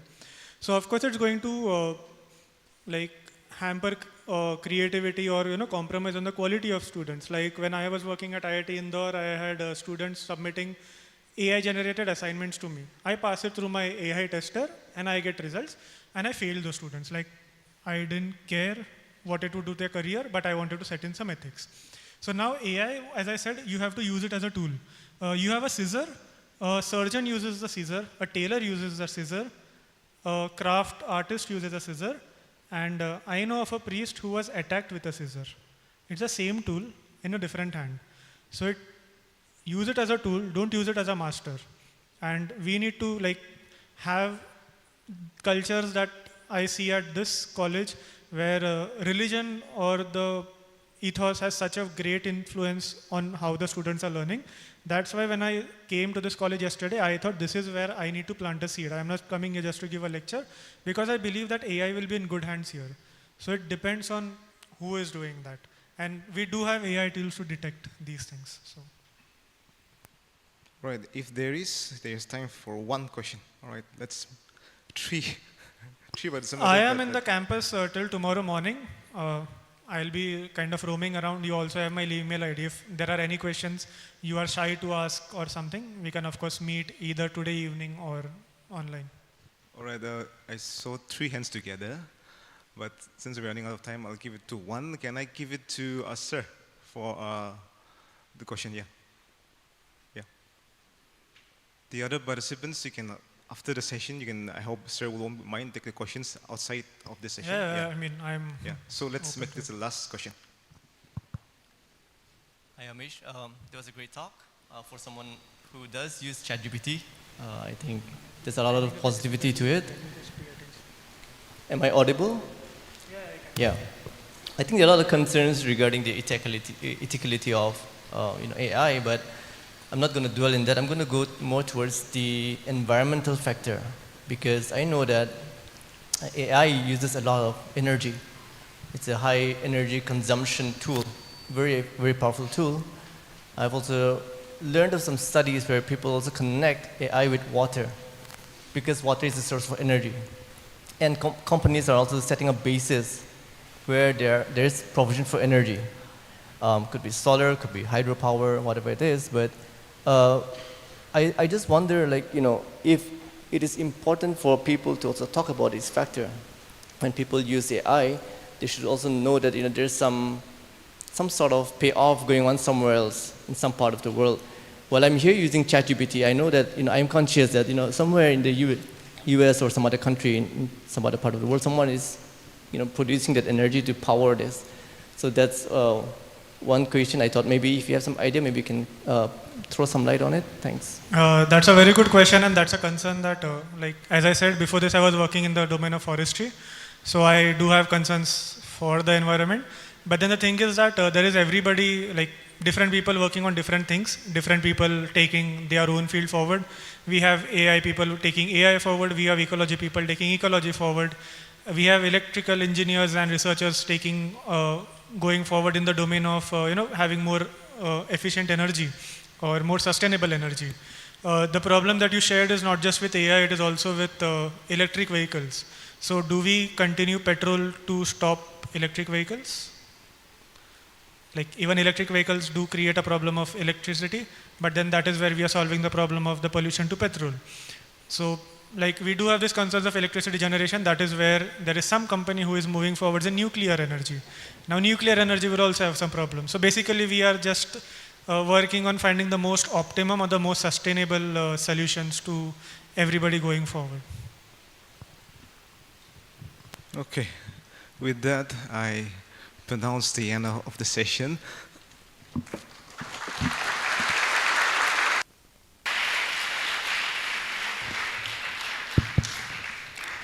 It has been a marathon talk series. I believe that the word that Sir has used, that I believe it's worth the investment today. I believe the time that we have invested for 3 talk series, I believe it is worth. I don't want to be giving a summary of what Sir has already been presented, because I feel I won't be doing justice. But as a moderator, a quick concluding remark. This is not a summary, but a quick concluding remark on this session. It was a wonderful session. This is how I would like to conclude. Artificial intelligence is a transformative technology with far-reaching impacts. It offers significant benefits, including improved efficiencies and new opportunities, but also present challenges such as potential job displacement, privacy, and security concern. As we look into the future, it is crucial to continue exploring AI's potential while addressing its ethical implications. By doing so, we can harness AI to enhance human capabilities and contribute to a prosperous, inclusive future. That's how we'd like to conclude the session. A word of thank you before we officially pronounce this talk series over. I'm thankful to all our resource persons, to all the 3 wonderful resource persons. Our college is honored to have each and every one of you in our midst. We are delighted and we are enlightened with your wonderful representation. To the organizing committee, a word has been mentioned by the former moderator, but I also like to invest that this is a wonderful program that has been chalked forward, and heads off to the organizing committee. Friends from other institutions, I can see somewhat here, to alumni, and above all else to the Pad Khai community. Thank you for your kind patience. And I pray that, and I wish that this will be a fruitful event for all of us. Refreshment is prepared for all of us. So for our faculties, invitees, and resource persons, it will be to my right, just outside the school. And for the students' community, refreshment is prepared at the entrance of our Bonner Hall. So with that, we come to the end of this session, and have a wonderful weekend. Thank you.